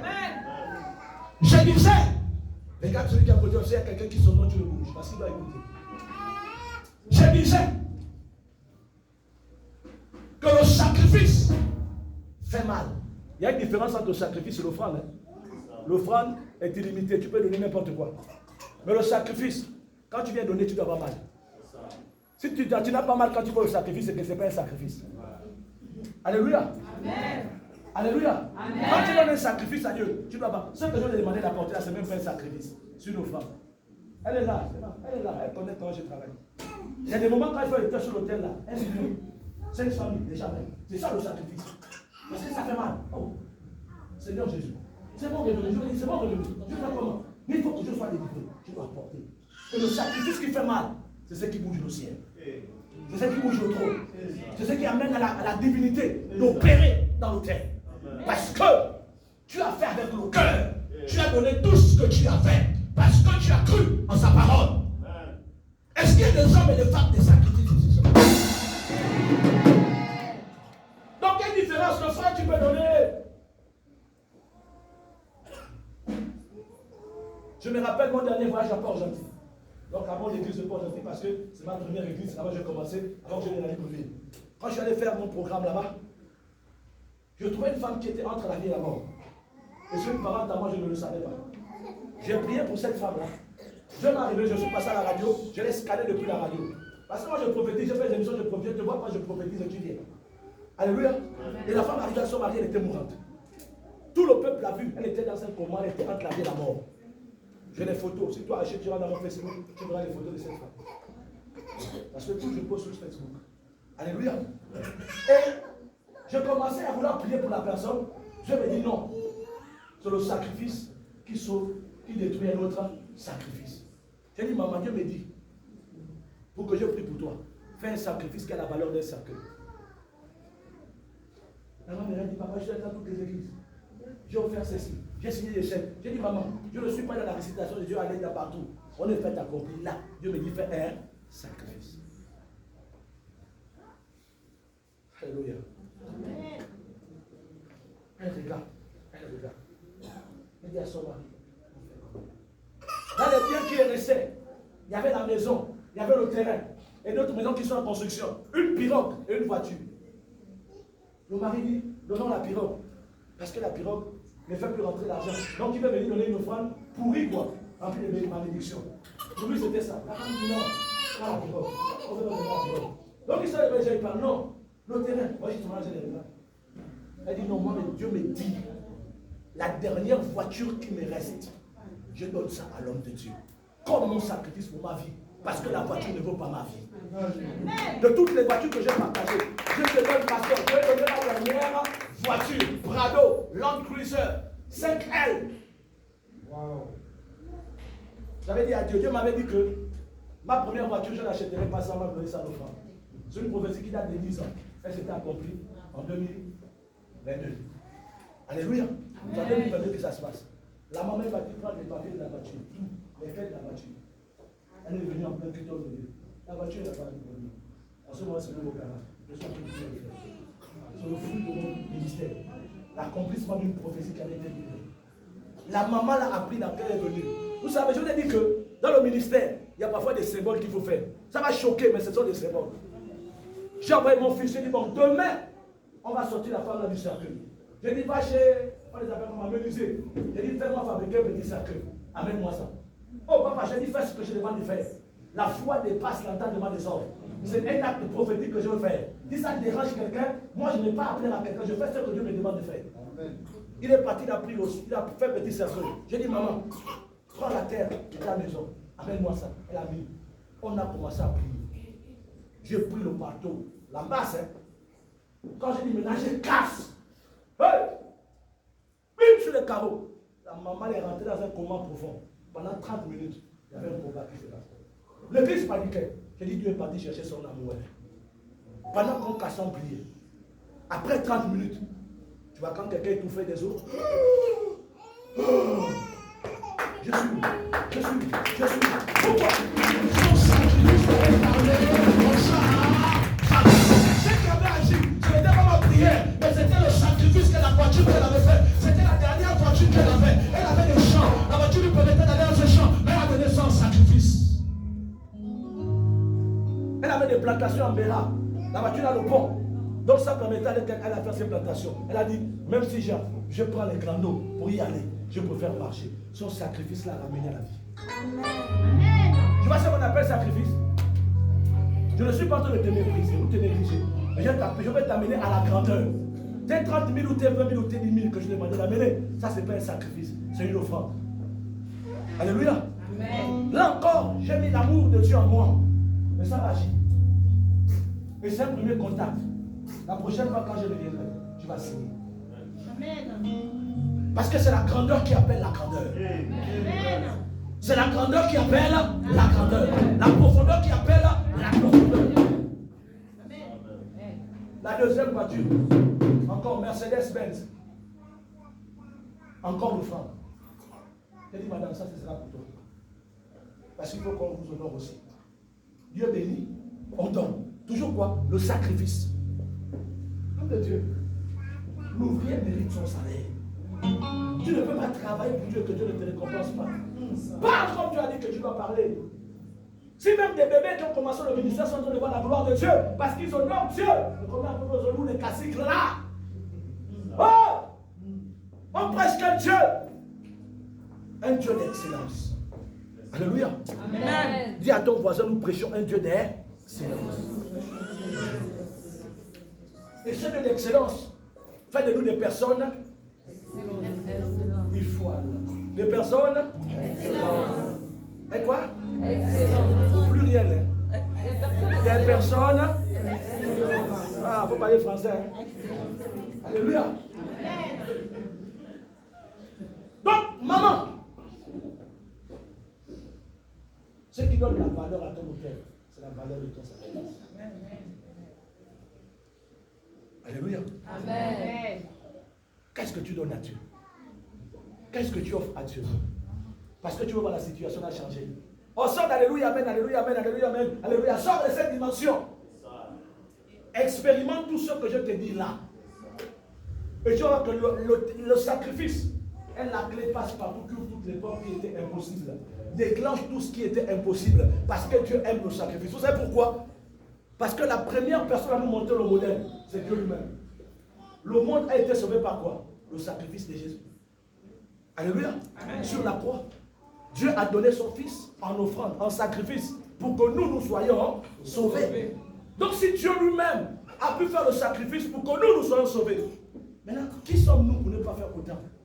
Écoute, je vais te dire quelque chose. À chaque fois que tu bâtis un hôtel, que tu offres un sacrifice à Dieu, ton sacrifice te connecte à l'œuvre de Golgotha. Amen. Est-ce que tu comprends ce que tu as dit? Je reprends. Quand tu offres un sacrifice à Dieu, ton sacrifice te connecte à l'œuvre de Golgotha. Qu'est-ce qui a été fait à Golgotha? Jésus a été sacrifié sur la croix de Golgotha pour que toi et moi on soit sauvés. Avant qu'il ne rende l'âme, il a dit quoi? Tout est accompli. Alléluia. Tout est accompli. Au sacrifice de la croix, et le sacrifice de la croix parlera en ta faveur. Ton sacrifice est la symbolique de l'action que Jésus a faite dans la croix sur la croix de Golgotha. Je rappelle à Dieu quelque chose. Que souviens-toi du sacrifice de la croix. Qu'est-ce qui s'est passé? Parce que ton offrande aussi parle. Ton offrande doit parler en ta. Alléluia. Amen. Dis à ton voisin, ton offrande doit parler en ta. L'autel te fera accéder là où même tes parents n'ont pas accédé. Il y a plusieurs bénédictions qui sont attachés à l'autel. Alléluia. Amen. Je vais plus lire pourquoi par exemple Père Paul, tâchez dans toutes ces références bibliques. Tu vas voir Genèse chapitre 3, versets 3 à 13. C'est l'histoire de qui? De Salomon. Alléluia. Amen. C'est l'histoire de qui? Salomon. Genèse chapitre 3, verset 3 à 13. Je donne la référence, vous écrivez, vous allez lire à la maison. C'est l'histoire de qui? Du roi Salomon. La Bible déclare que qu'est-ce qui s'est passé? Quand Salomon a été établi à la place de son père David, Dieu a dit quoi? Salomon a pris, s'est décidé d'aller offrir des offrandes à l'Éternel. Il a pris 1000 holocaustes, 1000 ceci, 1000 cela. Il a pris plusieurs sacrifices. La Bible déclare qu'il est allé bâtir un hôtel à l'Éternel. Il y avait plus de 1000 holocaustes. Il a offert les 1000 holocaustes à l'Éternel en sacrifice, en guise de reconnaissance par rapport à ce que Dieu a fait dans sa vie. Mais regardez ce qui se passe. Dieu aime parler au milieu de la nuit. Dieu dit après que Salomon fut bâti au terre, au milieu de la nuit, ou dans la même nuit, Dieu vient encore parler à Salomon comme il a parlé à Gédéon. Il dit écoute-moi très bien. Il dit ok, tu as offert le sacrifice. Ton sacrifice était d'une odeur agréable. Le sacrifice est monté vers moi comme un parfum de bonne odeur. Que veux-tu que je fasse pour toi? Que veux-tu? Regardez comment le sacrifice peut parler de la divinité de l'autel. Dieu vient dire à Gédéon, tu as fait un acte vraiment biblique. Maintenant, qu'est-ce que tu entends en retour venant de moi? Est-ce que vous réalisez l'importance de l'autel? Qu'est-ce que tu veux, Salomon? Tu veux quoi? Salomon dit non, moi la seule chose que je veux, c'est que tu m'accordes quoi? La sagesse. Donne-moi la sagesse de pouvoir mieux diriger le peuple. Parce que j'en ai besoin. Il dit, c'est seulement ce que tu veux. Parce que c'est un Dieu de business, c'est donnant. Tu l'as donné, il faut qu'il te donne un retour. Selon la valeur de ton sacrifice. Il dit, tu veux seulement la sagesse. Il dit, moi, c'est seulement la sagesse que je veux. Rien d'autre. Il dit, ok. Plus que tu as demandé la sagesse, je vais te donner plus que la sagesse. Je te donnerai quoi? Des richesses. Donc la prospérité financière est liée à ton sacrifice et à ton autel. Il dit, je te donnerai des richesses. Je rendrai ton nom grand. Sur la terre, il n'y aura pas un roi qui va posséder ce que toi tu vas posséder. Il n'y aura pas un roi qui sera sage comme toi. Il n'y aura jamais égalé sur la terre, qui sera différent de tous les rois. Mais qu'est-ce qui a fait en sorte que Salomon rentre dans sa prospérité? Le sacrifice. Est-ce qu'on se fait comprendre? Je parle de manière simple pour une bonne compréhension pour que tous soient au même diapason. Est-ce que tu comprends, ma soeur? Est-ce que tu comprends, maman? Est-ce que tu comprends, maman? Est-ce que tu risquais ce que je dis? Gédéon, il est aussi venu la nuit, révélé à Gédéon, va détruire l'autel. À Salomon, il vient aussi se révéler encore au milieu de la nuit, après qu'il ait offert un sacrifice. Donc, ta prospérité financière dépend de la qualité de ton sacrifice que tu offres à Dieu à l'autel. Alléluia. Amen. Tu veux atteindre la grandeur, fais les choses comme une grande. Fais les choses comme un grand. Je pourrais Dieu enseigner à la chair de ma chair. J'ai dit, maman, je suis non seulement ton père spirituel, je suis aussi ta source de bénédiction. Tu me bénis, tu es béni. Tu ne me bénis pas, tu n'es pas béni. Et quand il faut faire des sacrifices, vous voyez l'investir dans ma vie. Et Dieu le bénit. Alléluia. Amen. Dieu bénit en retour. Elle reçoit des finances. Parce que dans la relation, comme je disais, il n'y a pas de sentiments. Il n'y a pas de chéris. Je disais, l'onction n'est pas sexuellement transmissible. Non, tu honores mon ministère te bénit. Tu ne l'honores pas, mon ministère ne te bénit pas. Même si tu es ma femme, il y a une différence entre la femme et la fille spirituelle que tu es à l'église. Parce que je suis ton père spirituel en même temps, ton mari. Il faut savoir dissocier ces deux choses-là. Si tu es béni, viens s'aimer dans ma vie. Et Dieu aussi va te bénir. Parce que je suis porteur de grâce. Tu vois pas de quand elle me regarde, quand tu regardes, tu me regardes. Malgré la différence, les gens se ressemblent. Quand tu regardes, quand je dis quand tu ne pas de se ressembler, quand tu regardes ma femme, tu vois la gloire. Quand tu me regardes aussi, tu vois la gloire. Parce qu'on se ressemble. Elle est bénie. Moi aussi, je suis béni. Alléluia. Amen. Quand elle était bénie ici dimanche, regardez, Dieu m'a dit, papa, Dieu m'a dit, je dois faire un sacrifice. C'est le même qu'elle était bénie ici dimanche. J'ai transmis quelque chose à Dieu. Dieu a oublié même qu'elle avait mal au pied. Et je vous montre l'exemple. Donc si ici je ne m'amuse pas, ce n'est pas la que je vais m'amuser. C'est qui fait mon bonheur. C'est qui fait ma gloire. C'est sur qui je pleure quand je suis attristé. C'est sur qui je baisse de ma tête quand je suis dans la détresse. Mais j'ai dit, maman, là, il n'y a pas d'amour. Dieu a demandé que je dois prier pour elle pour quelque chose. J'ai dit, maman, tu dois le sacrifier. C'est là, râler. J'ai dit, mais tu as quoi? J'ai dit, tu montes, tu descends, tu le fais. Point barre. Alléluia. Amen. Quand elle a fait, elle était bénie. Elle a une grande bénédiction qui l'attend. Là, elle ne fait pas ça. Il y a une grande somme d'argent qui va tomber ici. Parce qu'elle a béni. Alléluia. Amen. Donc il faut le faire, mesdames, et messieurs. Alléluia. Amen. Alléluia. Amen. Quand Salomon a offert le sacrifice, Dieu l'a béni. Écoute, maman. Je disais, il y a des batailles. Et ça, j'aime bien ce verset biblique là. On va le dire tout à l'heure. J'aime bien ce verset biblique. Il y a des batailles. Il y a des combats. Il y a des situations que tu ne pourras jamais résoudre si tu ne bâtis pas l'autel à l'Éternel et si tu n'offres pas un sacrifice à l'Éternel. Juge chapitre 20, ça on va lire ça. J'aime bien ce verset biblique. Je l'aime trop. Juge chapitre 20.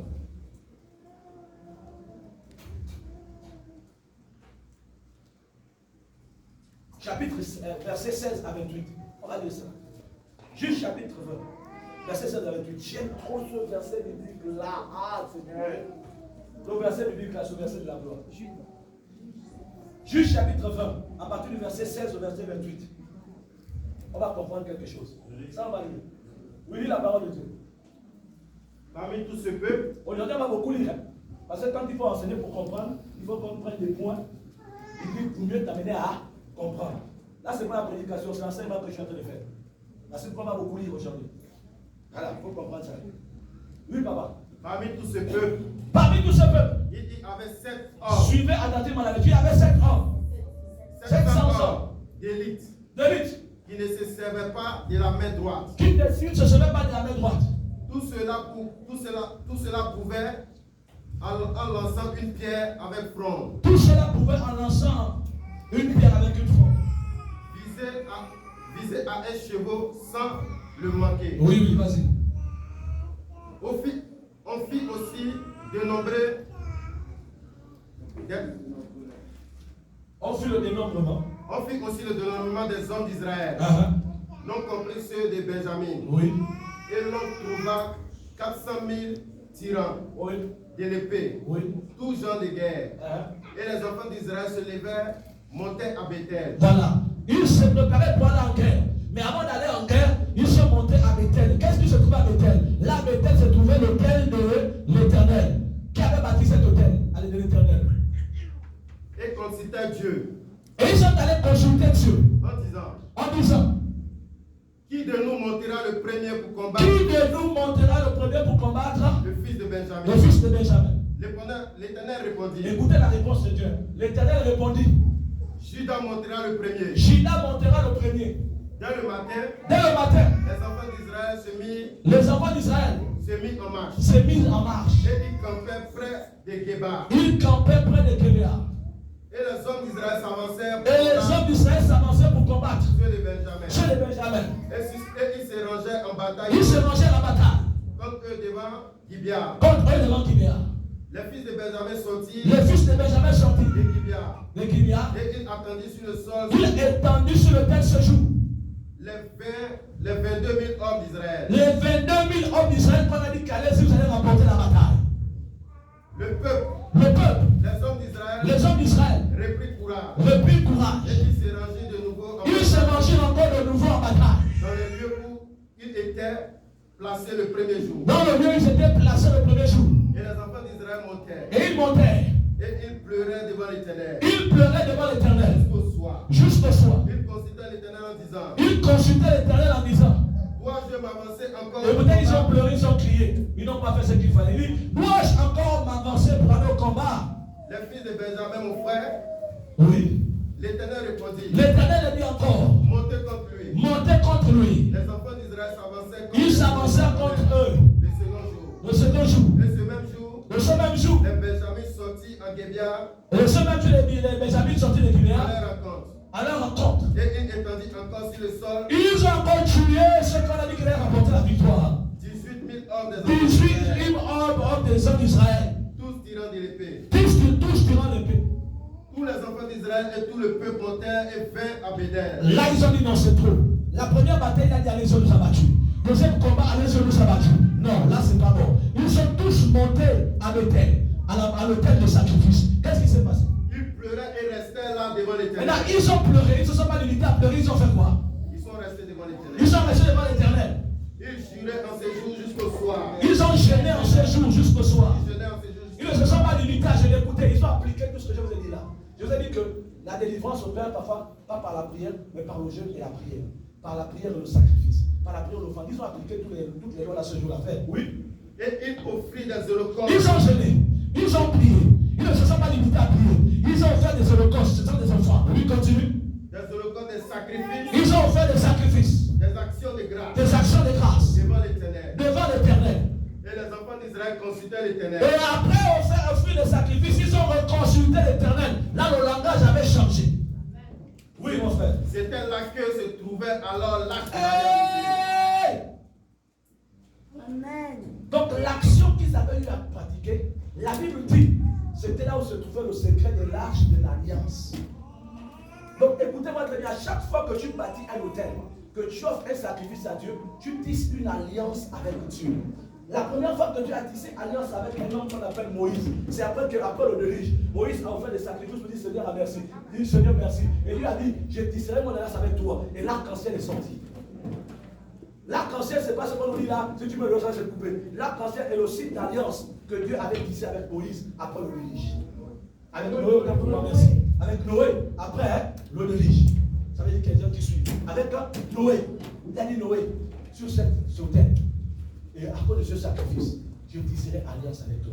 Donc quand tu donnes ton sacrifice à Dieu, tu tisses l'alliance avec ton Dieu. Et l'alliance est un contrat. Et dans ce contrat, chacun doit respecter ses engagements.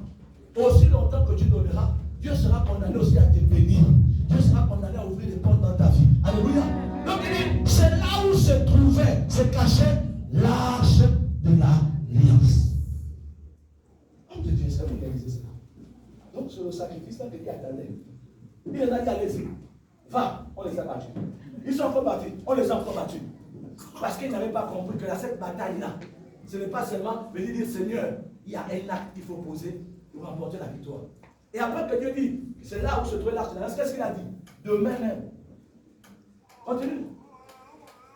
Et les enfants d'Israël consultaient l'Éternel, c'était là. Ils consultaient l'Éternel, c'était là où se trouvait l'arche de l'alliance de Dieu. l'arche de l'alliance de Dieu. Et c'était Phiné, fils Oui. d'Éliazer, Oui. fils d'Aaron, qui se tenait à cette époque en présence de Dieu. Et il dit, dois-je marcher encore Dois-je marcher encore pour combattre les fils de Benjamin? Vous avez déjà fait ce qu'il faut, mais oui, vas-y. Ou dois-je m'abstenir? Écoutez la réponse de Dieu. L'Éternel répondit, L'Éternel répondit, montez, montez, car demain, car, écoutez, la première fois, quand vous avez consulté Dieu, il disait seulement, allez-y, telle tribu, allez-y, telle tribu, allez-y. Mais là, le langage avait changé. Parce qu'ils avaient touché le point sensible. Ils avaient touché le point culminant. Pour eux, qui devaient les faire remporter la bataille. Il dit, allez-y, car demain je les livrerai. demain, je le livrerai entre tes mains. Oui. Entre vos mains. Je livrerai entre vos mains. Alors Israël plaça une embuscade. Dieu dit, il livrera tes ennemis entre tes mains à cause de toi, ton sacrifice.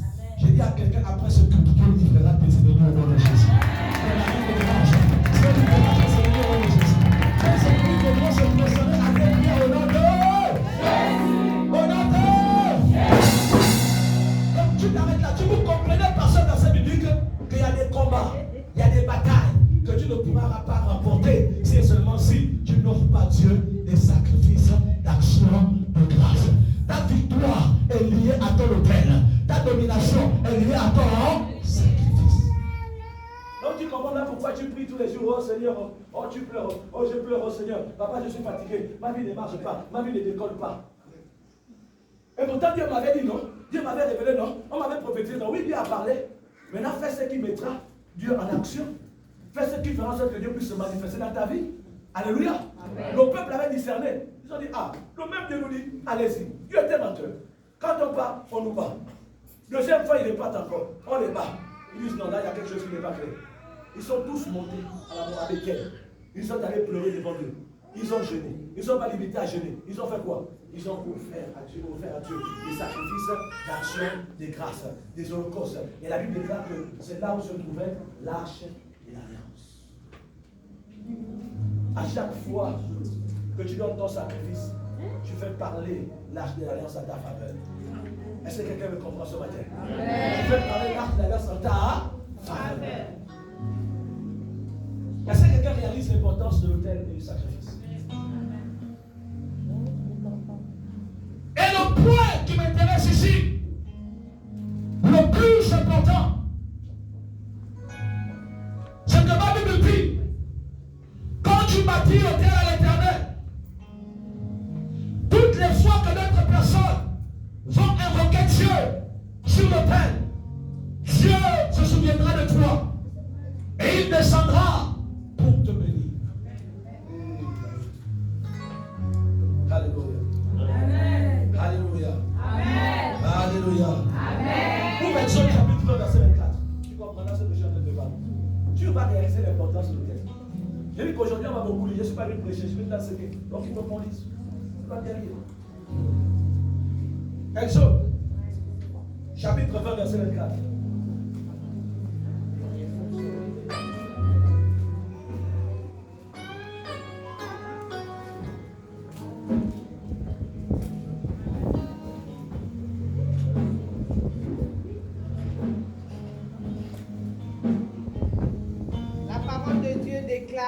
La parole de Dieu déclare. Tu m'élèveras un autel de terre. Tu m'élèveras un autel de pierre. De terre. Sur lequel tu offriras. De terre. Sur lequel tu offriras. Sur lequel tu offriras. Des holocaustes. Des holocaustes. Et des sacrifices. Et des sacrifices. D'action de grâce. D'action de grâce. Des brebis. Des brebis. Des bœufs. Des bœufs. Partout où je rappellerai. Il dit, écoutez bien. Il dit, partout nous. Je rappellerai mon nom. Je rappellerai quoi? Mon nom. Mon nom. Tu viendras à toi.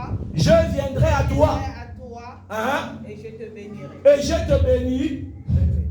Donc à cause de l'autel, partout où le Seigneur rappellera son nom, où son nom sera invoqué sur l'autel, ma Bible dit, il se rappellera de toi et il descendra pour te bénir. Pourquoi? Parce que ton autel parlera en ta faveur. Ton autel, ton sacrifice intercédera en ta faveur. Et Dieu se souviendra toujours de toi. Quand il descendra pour bénir quelqu'un là-bas, il ne se limitera pas à cette personne, il se rappellera aussi de toi et il viendra pour te bénir. N'est-ce pas merveilleux ce matin? N'est-ce pas merveilleux ce matin? Voici pour toi mon frère, voici pour ma soeur, tu dois bâtir l'autel à ciel.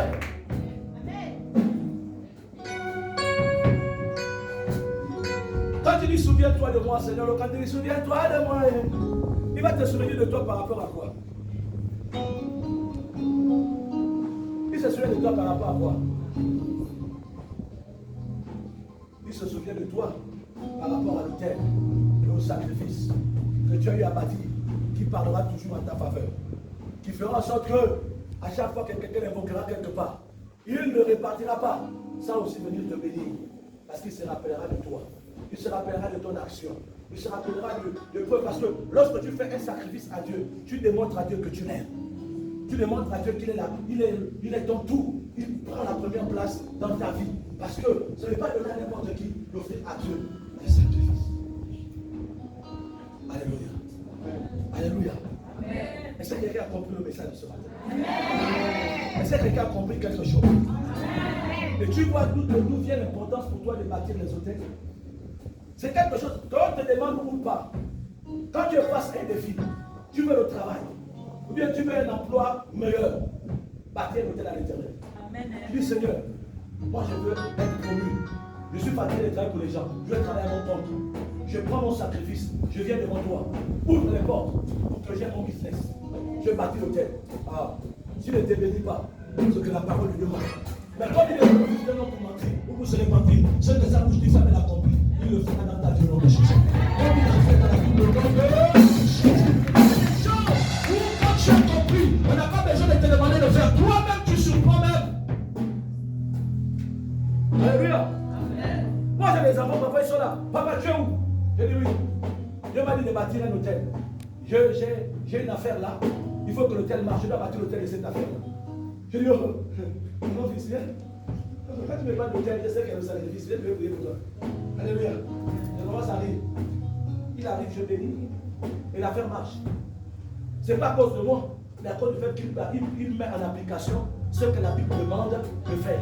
Que j'ai pris même ou pas, tant que la personne a. C'est comme quand tu es dans ta vie, l'homme n'est pas obligé de prier pour toi. Il y a une parole qui accompagne ce que tu as dit.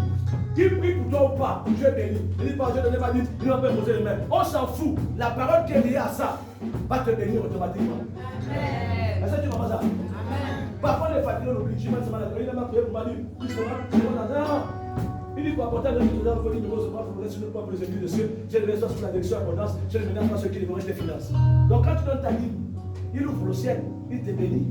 Et il combat ceux qui combattent tes finances. Nous, ce qu'on fait là, c'est sceller la parole de Dieu dans ta vie. Donc, ne sois pas frustré si je prie pour toi ou pas. Mais la parole de Dieu qui est écrite, elle s'accomplira dans ta vie. Parce que tu obéis à un principe que Dieu a établi. Tu obéis à un principe que Dieu a écrit. Alléluia. Alléluia. Alléluia. Alors, est-ce que le peuple de MEOD, ministère évangélique, l'ont changé la différence, a compris l'importance de l'autel du sacrifice?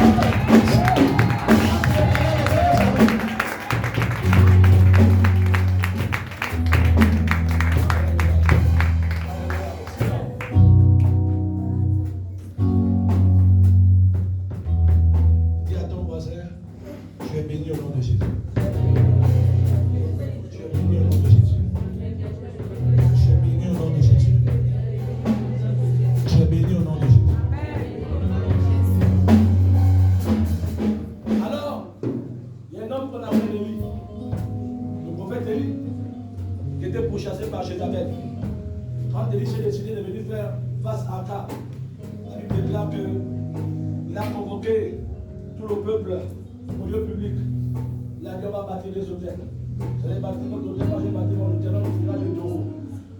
Et la Bible déclare que Élie a dit, le Dieu qui répondra par le feu, c'est celui-là qui est Dieu. Alléluia. Il dit le Dieu qui répondra par le feu, c'est celui-là qui est Dieu. La Bible déclare que les prophètes de Baal ont fait leur rituel, leur Dieu n'a pas répondu. Rien ne s'est passé. Mais quand Élie est venu invoquer l'Éternel, le feu est descendu du ciel. Le feu a consumé le taureau qui était sur le terre. Et tous ceux qui se trouvent sur le terre. Et après cela, la Bible déclare qu'on s'est saisi les 400 prophètes de Baal, les 430 prophètes d'Astarté. La Bible déclare qu'on les égorgea. Tu dois comprendre que ce matin, quand tu vas détruire l'autel de Baal, de la maison de ton père, de la maison de ta mère, tous les sorciers de ta famille seront abattus au nom de Jésus. Ton amour de dérange, ils seront abattus au nom de Jésus. La Bible déclare qu'on s'est saisi d'eux, on les amenait dans une savane, on les égorgea. Alléluia. Amen. Celui qui a voulu te sacrifier sur l'autel, ce matin sera sacrifié dans son autel. Ton amour de dérange au nom de Jésus. Je dis le sacrificateur sera sacrifié au nom de Jésus. Sur son propre autel au nom de Jésus. Voici comment se lever. On va terminer.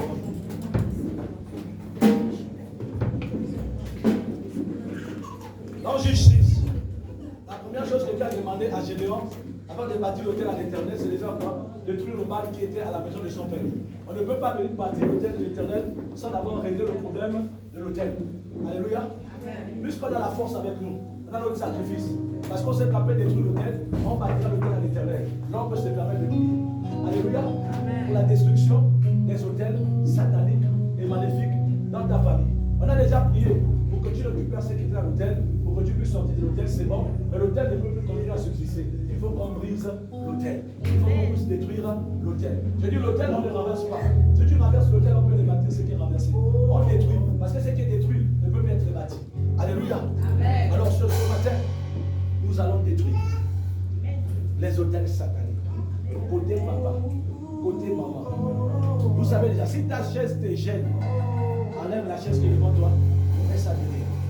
Sois libre de prier. Sois libre. Seigneur. Maintenant, si tu peux prier comme ça, tu as pris maintenant sécurité. Ils sont même seuls. Mais c'est pour pas de la discipline. Quand vous connaissez déjà combien d'hommes de travail, c'est que quand on dit mettez, vous rentrez dans les chaises rapidement, vous mettez ça derrière, la sécurité. C'est ça la discipline. N'attendez pas d'abord, vous regardez, et puis je ne sais pas ceux qui sont dans les commandos là.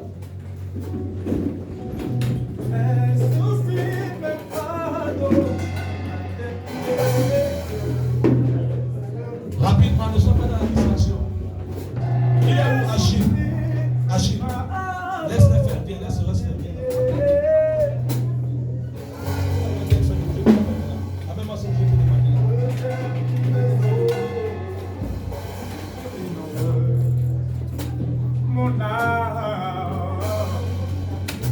Rapidement, on n'a pas demandé de ranger, vous restez debout, vous soyez concentrés. On n'a pas demandé de bavarder, de la contrôler. Aujourd'hui, j'ai envie de terminer tôt.